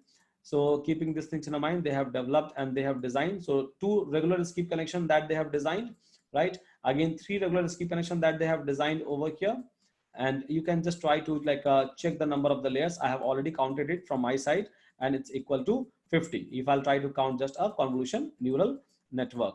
Now, so in our very last stage, what they are doing is, so they are trying to do a global average pooling. So they're trying to apply whatever data that they will be able to get. So they're trying to apply an average pooling on top of that. And then they are trying to send this data into a dense layer. Dense layer is nothing but a forward connection layer, I would say. So again, we have a dense layer in this particular case. And finally, I will be able to get an sequential output, means I will be able to get my prediction. So this is how you should be able to understand any of the model. And this is how you will be able to create, or just by looking into this model, you will be able to write a code. So at least you can try this out with the 10 layers, right? So if you are able to write a code for just one block, you will be able to write a code for other blocks as well.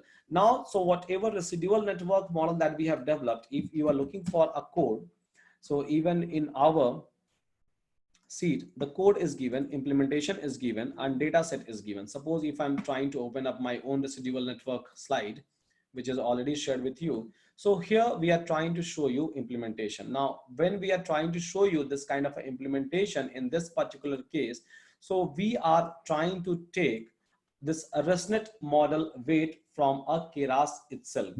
So yesterday we talked about a transfer learning. We have introduced a little bit, we talked about a transfer learning. So in transfer learning, generally what happens? So in transfer learning in general, so we try to use a weight which is already been trained on a huge data set. And if our data set on which we are trying to perform a training is having some similar kind of a feature, so that I will not have to modify a weight from the very scratch, or I will not have to modify a kernels from the very scratch. Again, we are yet to discuss a detail about a transfer learning and variety of transfer learning, but here also I'm trying to implement a similar kind of a thing. So I don't want to train my model from the very scratch. So if I don't want to train a model from the very scratch, what I will do is I will try to download this one from the Keras library itself. So, and this is what we are trying to do.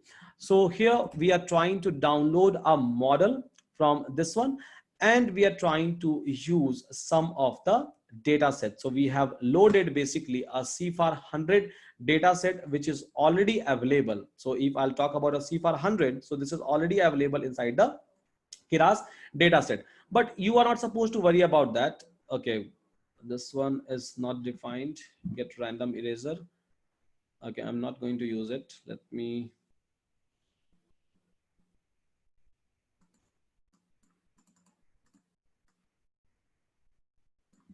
I think I have changed the version.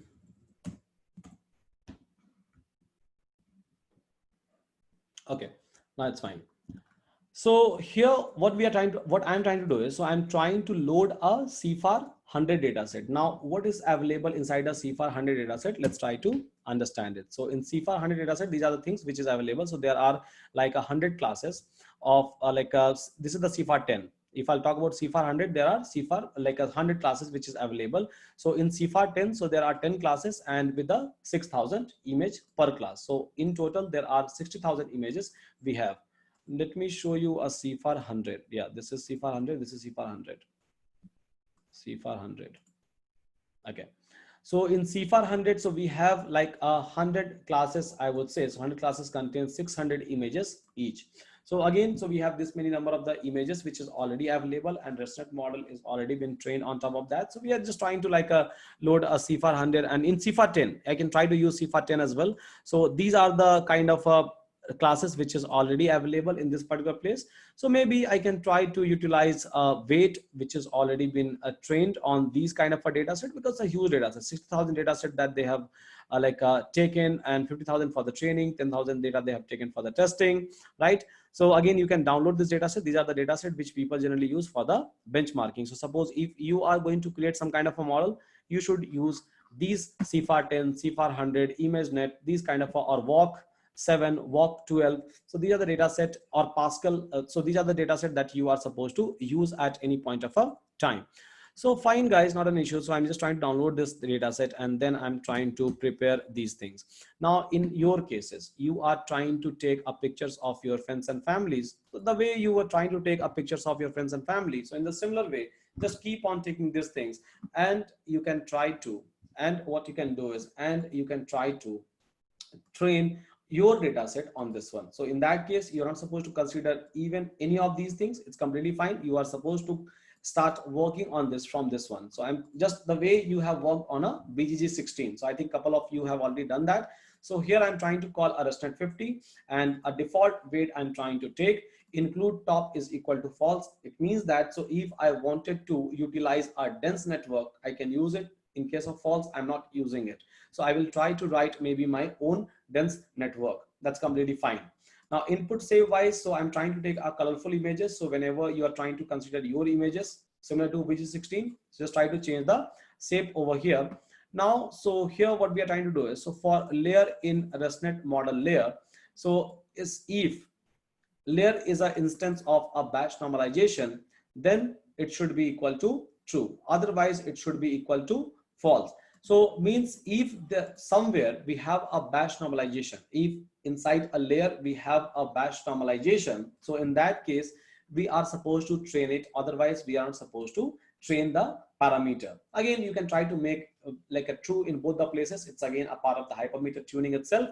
Then what we are trying to do is, so we are trying to create a model of sequential. So we are trying to create a pipeline, and then So we are trying to use upsampling 2D, upsampling 2D, upsampling 2D. So upsampling 2D means, so we are trying to create a more number of the samples, I would say. So we can try to do a downsampling. We are trying to do upsampling. Suppose if I have like a less amount of data set. So in that case, if I have to increase the number of the data set, amount of the data set, so I'm trying to do upsampling, upsampling, upsampling. So whatever upsampling, so this is not a mandatory parameter. This is what we have included it over here, right?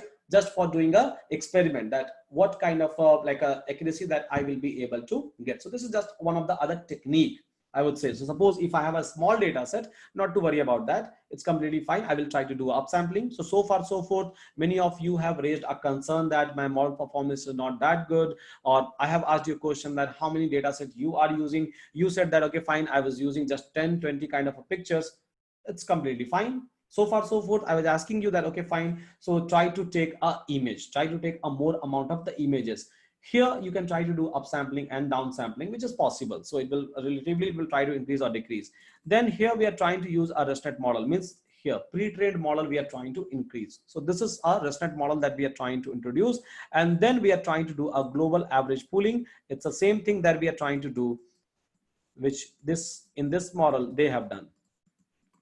Generally it should be average pooling, but yeah, global average pooling we are trying to call. So again, it's just for the pooling, I would say. And I think we all understand that what is the meaning of a max pooling, or what is the meaning of a batch pooling, or average pooling, or maybe a mean pooling. So here we are trying to do that. And here we are trying to keep our own, we are trying to like create only one dense network. If you will try to compare with this particular model, in this particular model, if you will try to compare, so here they are trying to take, I would say, so 100 units they are trying to take for these many number of the inputs. So 100 unit of the neurons they are trying to take in this particular case over here. But we are not using that. So we are trying to create 256 unit. Again, it's an experimental things, right? So we keep on experimenting with many things, and then based on that, so we try to set this kind of a parameter. And that's the reason, so I keep on varying this kind of information in every slides, so that you will not be able to build a perception that no, I should take this one. It will vary with each and every models. So fine, activation functions wise, I'm trying to take a ReLU, which even they have used. Dropout wise, so I'm trying to take just 25% of dropout.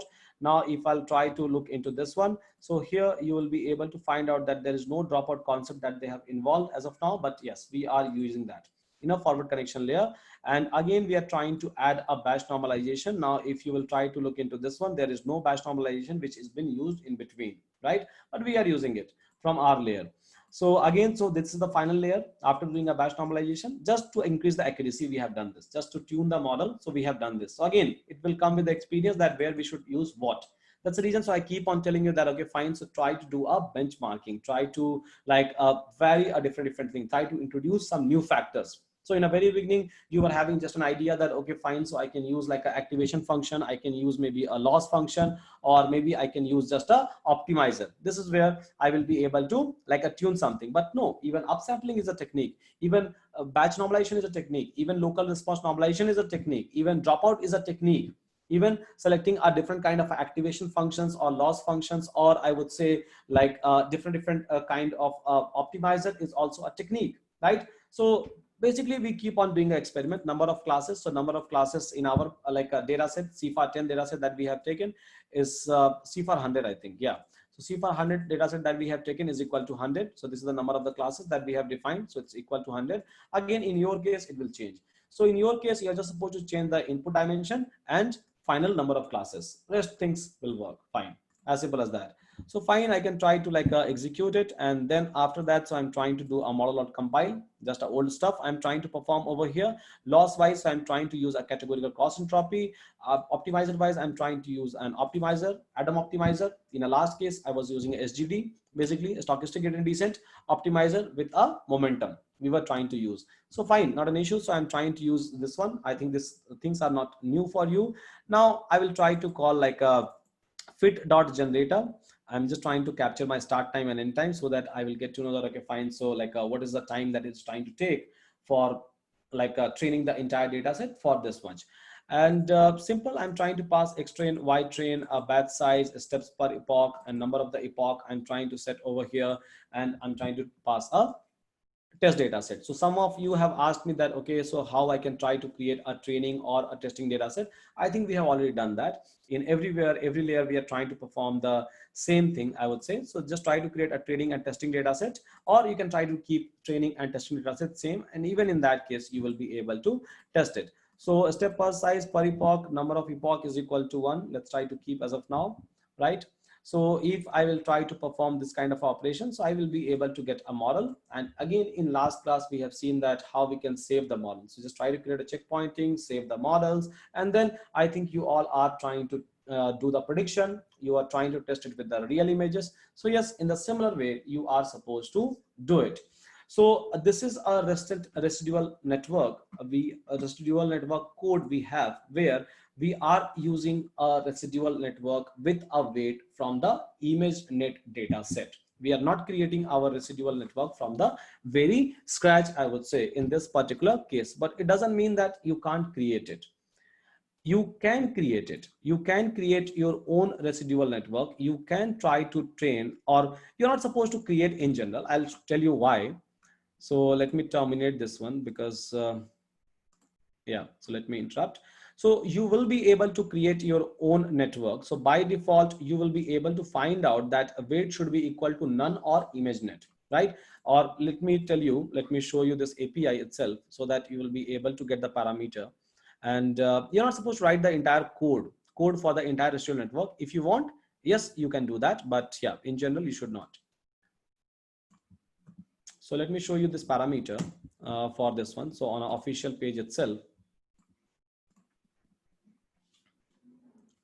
So here you will be able to find out a weight parameter. So weight parameter could be none, or weight parameter could be ImageNet. So if you are trying to take ImageNet, so in that case, it will try to take a same weight which they have achieved or they have got for the ImageNet data set. So pre-trained weight you will be able to get. So pre-training on ImageNet. Suppose if you don't want to use a ImageNet weight, if you wanted to train your network from the very scratch, it's a very simple thing. What you have to do is, so just try to keep this parameter as none, simple. And then it is going to initialize the kernels from the very scratch, I would say. Now, if you wanted to know the summary of the model, you can try to do that as well. So you can try to call maybe a residual network, and then you can try to print like a summary, and then you will be able to get all the layers description that we have done even in our previous classes, right? So model summary, and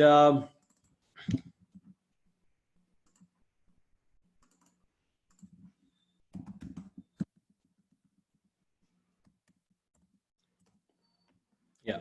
So you will be able to get a model summary, I would say. So total number of parameter that we are using into a residual network is this much, right? Now, if you wanted to unwrap a residual network summary itself, so yes, you will be able to get that as well, right?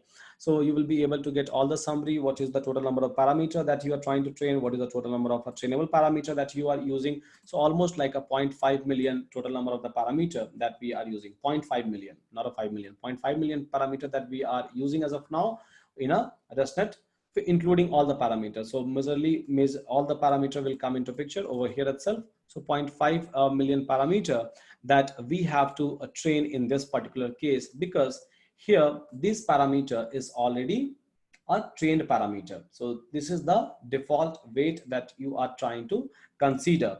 So you are just going to train how many parameter? You are just going to train this much of a parameter. So this plus this, if approx this much of parameter you are going to train, which comes from the dense network. So you're not supposed to take a burden of training the entire model in this particular case if you are going to set a weight is equal to ImageNet weight. But if you are going to set a weight is equal to none, in that case, yes, you will have to train the a parameter from the very scratch. So total number of parameter will be too high, too huge for you. And again, in that context, so it will take a huge amount of a time. So maybe in your system, you will not be able to train these things from the very scratch.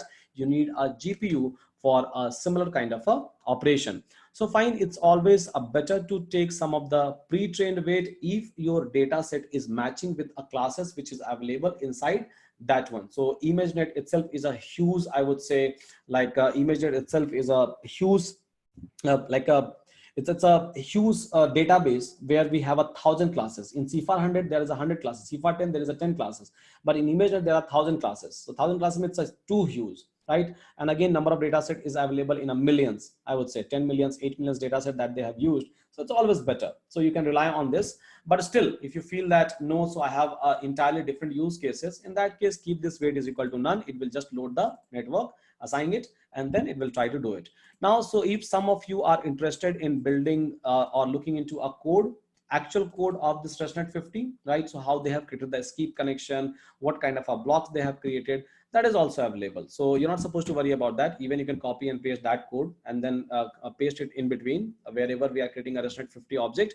So you can try to type a Keras application GitHub repository, Keras application GitHub, and in the similar place. So this is the official repo for the Keras. So you can try to go over here and then you can try to look into a ResNet 50. So this is the code, actual code for the ResNet 50, which is available, where you will be able to find out that they have created a block, as simple as that. And it's very basic. It's very easy. It's very basic. Again, in between a block, if you have to do some kind of experiment, you can do it. And I think we all know that Keras itself is a very easy way of coding this kind of a network. So again, over here, so they have written a logic. So in last class, I was talking about this. So here itself, they have written a logic for the skipping. So if you wanted to write a logic that when we are supposed to skip what residual network, you can customize that logic as well. So that is also a flexibility which has been given to you. So like I was showing you this particular network. So in this particular network, they have made some kind of a changes, some small changes that they have done, and then they have created this entire network. Now it's not like you will have to like write the entire code from the very scratch. You can try to take this as a base code and then modify it. So wherever you feel that, okay, fine. So in this layer, they have modified these things. You can try to modify these things into a Keras code itself. And again, modification means what? You just have to change the size, you just have to change maybe activation function, you just have to call some kind of a normalizer function over there. This is the only changes that you will have to do. So in all the way, even if you wanted to do these things from the scratch, that option is available. Even if you wanted to load this code, because whenever we are trying to call this ResNet 50, whenever we are trying to call this ResNet 50, so what it does, it try to load this code. This is same code. They try to load so that you not have to like copy and paste this entire line of a code, because network size is too huge, right? So network size is too huge. So again, it like for anyone to maintain and manage this code, it's not possible. So they have released these things as a API itself inside a Keras, so that it will be easy for you to load these things and to work with that. It's the same thing. It's the exact same thing. And they have given you even an option with the image and data set, plus they have given you an option so that you will be able to train it from the very scratch. So this is it, guys, in terms of a coding. So I will just try to suggest you that try to explore these things as much as possible. Get into a kernel that is like a where you will be able to see an actual shape, where you will be able to see the actual like parameter that they try to learn, actual feature that they try to learn. Plus, just try to experiment with this entire code. Code wise, it's nothing. Anyone can do that. If you understand the entire architecture, even if some new architecture someone is going to introduce, coding is not a big headache at all, even if they have not released a code. This is how easy it is. Just you have to add a layers. So tomorrow I will, tomorrow. So in the next class, I will be talking about one of the beautiful model, which is Inception Net. So here you will be able to get a whole sort of a new idea. And again, so we are going to utilize some of the things which we have discussed even in today's class and the previous classes.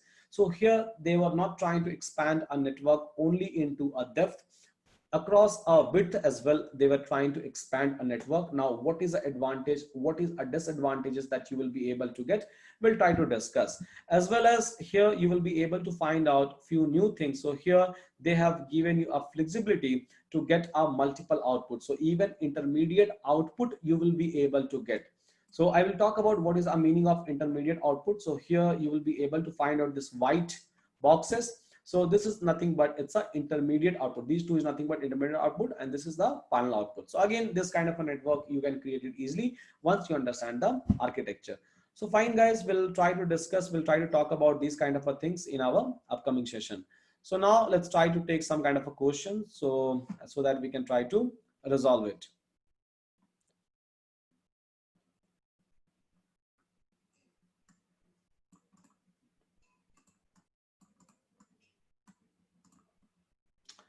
Okay, so someone has asked me that what is the difference between HD5 and H5 model? So this is nothing but two different kind of a binary files.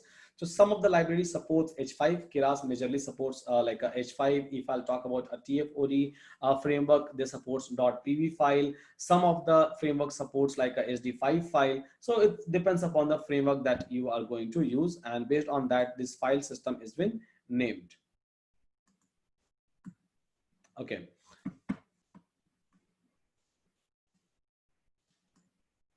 Okay, AK is asking that you have used a weight as a ImageNet. What is exactly is that? So image, I think even in I think you have not attended a studies class. So in a studies class, I talked about like ImageNet is a data set. If you will go and watch a video, so I have explained that ImageNet is a data set with 1,000 classes. If someone has already trained a model on top of that data set, so I will be able to use that particular weight so that I will not have to train my model from the very scratch. I can save a huge computation power as well as timing. Okay, Farid is saying that he has used ResNet 50 and got a validation accuracy is 92%. Yeah, that's great.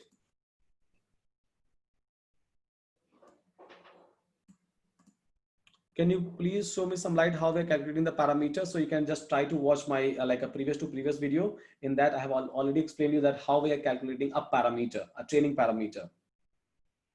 So Subham Kaushik. What is the criteria for the escape network? So it should be random plus so basically like the criteria for escaping a network could be a random one, or we can try to define that. Okay, fine. So if epoch is equal to 1, then try to use all the even like a connection or maybe odd connection. So it depends, or else randomly. So randomly it will try to select or try to escape something.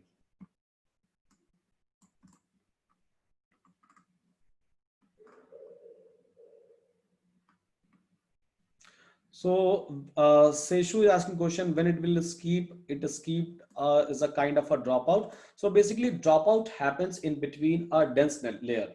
Escape connection we are talking about in between the convolution layer. So this is the differences. This is how you will be able to understand. Can we skip more than 2 convolution layer? Yeah, that depends upon my logic that I'm going to write. Just a if-else statement. Or else default you can use where they have set these things as a random.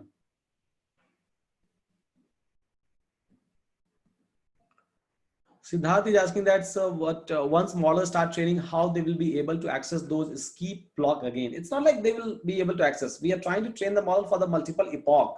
So in one epoch, they will try to take some of the blocks. In other epoch, they will try to take some other blocks. This is how it happens.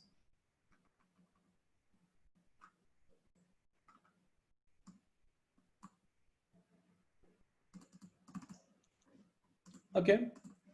So let's try to.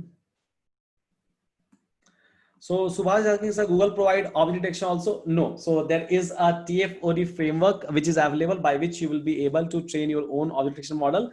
Soon we are going to discuss. I think in 2 weeks, so you will be able to know that how we can try to train our model, object detection model from the very scratch, as well as algorithm behind that. Just wait for next two week. Yeah, 2 week. You will be able to train a model because in a previous batches, people have already trained it and people have already tested it, that too with the camera. So you will be able to do it. Just wait for some time.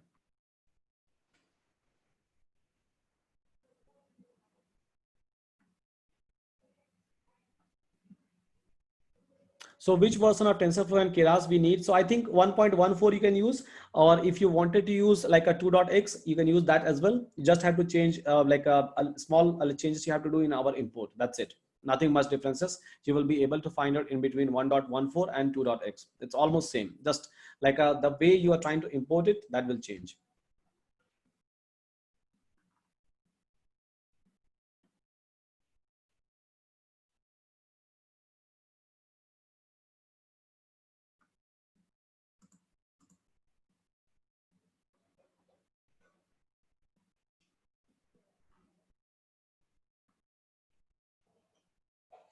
Okay, Farjan is saying that how many students you teach in a day's dance? 10,000. approx. So in code, can we okay, fine. Let's start taking question live. So those who have a question, so please raise your hand and I will start unmuting you one by one and you can ask question. A relevant one, please. Yeah.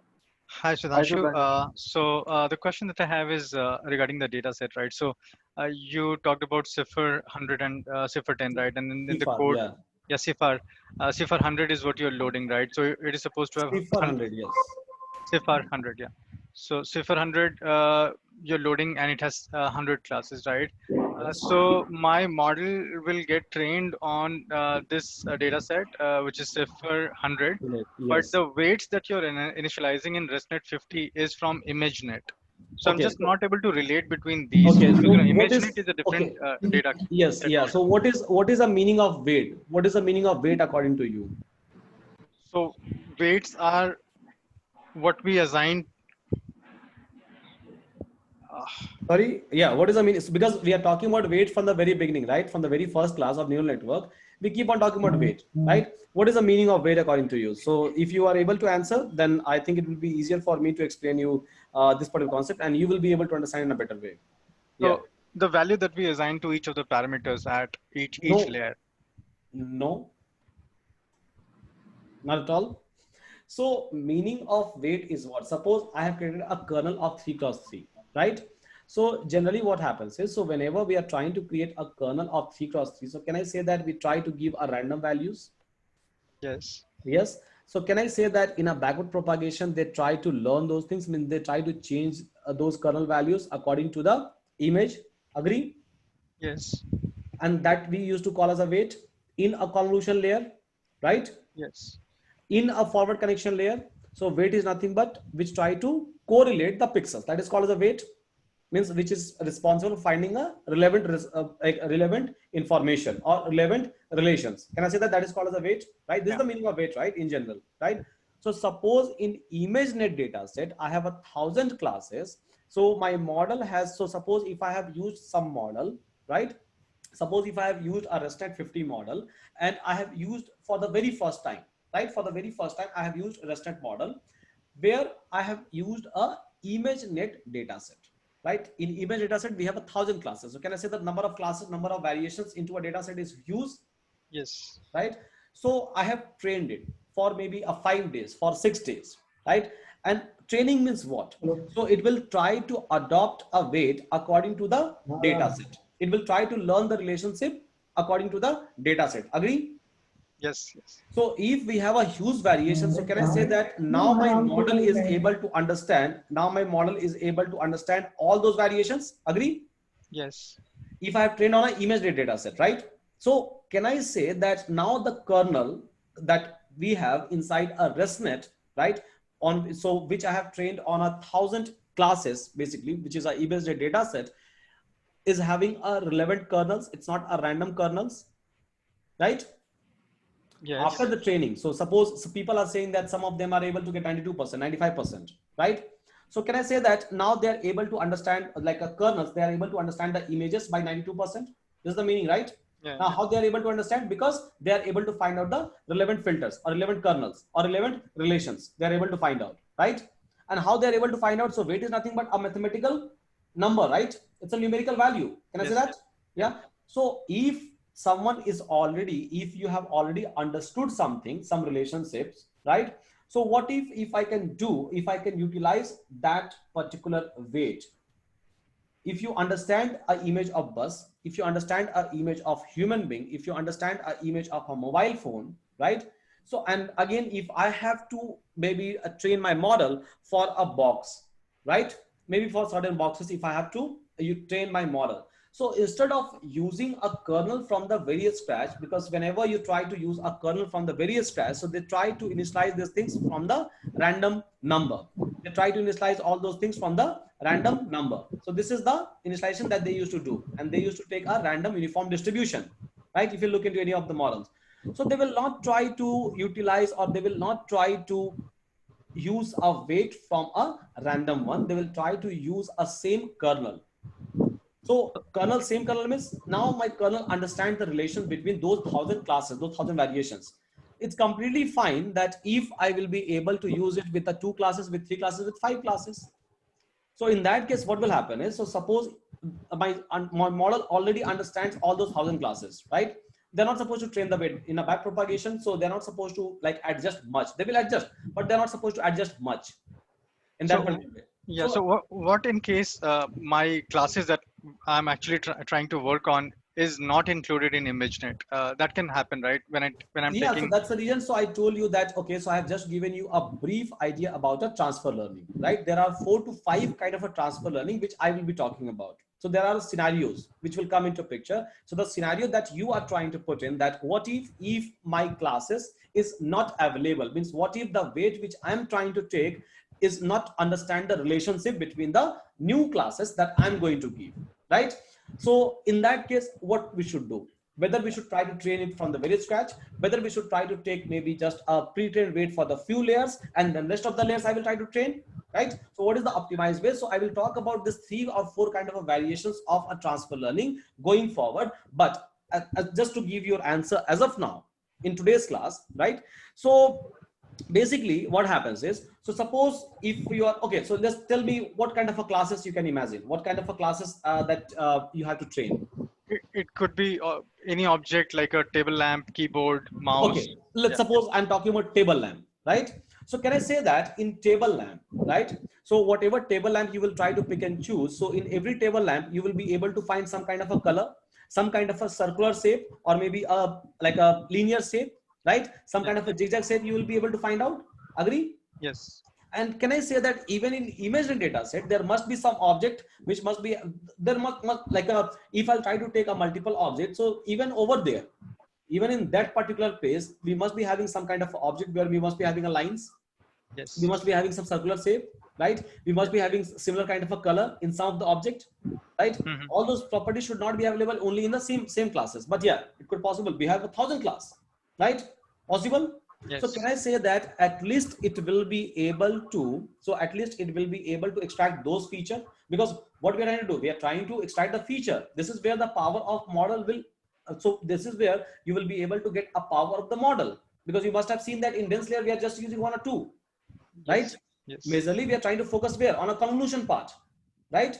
The number of the feature will be able to extract, the better we'll be able to learn, or better we'll be able to establish the relationship. So that's the reason. That's the reason. So I told you that, okay, fine, so you can try to use. Now, if I have taken some of the weights, right? And if that weight is not at all matching, not at all matching, I would say, with my classes which I'm going to take. So maybe I can try to take a ImageNet weight just for few layers, because in first few layer, what they try to do, they try to extract the major feature, and then they try to get into a feature of feature, right?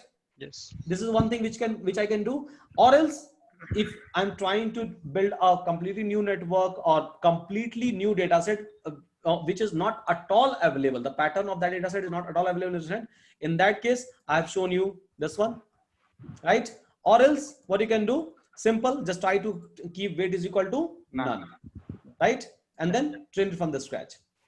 So that option is available, but you should understand first of all that which one will be a better one. You're not supposed to burn your GPU, because if you try to take 6,000 images, it will take another 5 days of time to train the model for the 50,000 epoch. It's not like we're just talking about 1 or 2 epoch. You will not be able to get any accuracy over there, right? So maybe it's 5 to 6 days. You will have to you will have to burn your GPU, which will cost you a lot. So if someone has already trained it, why can't we use that, right? So it Yes. depends. So it's basically a scenario by scenario. So we are going to use it. So now I think I'm able to answer your question, right? Yes. Yes. Thank you. Yeah. Okay. Yeah. Yeah, hello sir, this is Viresh here. Yeah. Actually, when you say using the kernel of 3x3 on an image or pixel of 1x1, so Okay. the size of a kernel is more than the pixel, right? 1x1. Sorry, I was not able to get a question. Yeah, when we say that using the kernel of 3x3 on an image of 1x1, when we increase the non-linearity, Okay. how does this work? You know, the kernel size is 3x3, which is more than the pixel image. Pixel of No, the kernel size is 3x3, which is more than the, no, where I have taken kernel size, which is more than the pixel dimension. when we are taking this 1x1 and 3. No, that was a kernel, right? So I think you have not understood that part at all in that case. So basically what I have said over here is, so suppose we have like a 5 cross 5. Just try to focus in a class. 3, 4, 5. This is 5 cross 5. Suppose this is my original image, right? Now, so I have applied 1 cross 1, 3 cross 3, 1 cross 1. This is what I have applied, right? Yeah. Yes. So first of all, I will apply 1 cross 1. So if I'll try to apply 1 cross 1, so what is the dimension of the image I will be able to get? Quick. Yeah, if I'll apply 1 cross 1 kernel, so what is the dimension I will be able to get? Yeah, 5 minus 1 divided plus 1. 5 minus 1 by 1 plus 1, right, is equal to 5, right? Yeah. Yes. So I have Yes. applied a kernel of 1 cross 1 size, and I'm able to get how much? Same size, right? But this data will not be same. Agree with that? Yeah. Because 1 cross 1 is a kernel, right? It's a random data we are trying to train, right? Okay. Now on top of that, so we are trying to apply what? 3 cross 3. So if we are trying to apply 3 cross 3, so 5 minus 3 by 1 plus 1. So what is the size? 3. 3 cross 3. So the next image that I will be able to get is 3 cross 3. cross 3. Now on top of that, we are trying to apply 1 cross 1, right? So finally I will be able to get how much? 3 cross 3, right? This is, so 5 cross 5, we have applied this one, then again 5 cross 5, then we have applied 3 cross 3. So then we are able to get this much, right?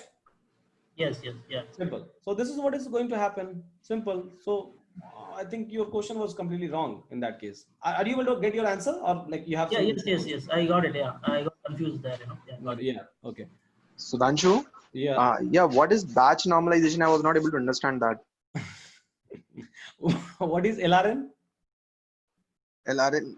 Yeah, local response normalization. Have you attended LXNet class? No, I was not able to do that. Go through it. Fine. Just try to go through it. Okay. And just one more thing, I had one more question. Like when we are skipping the connections, right?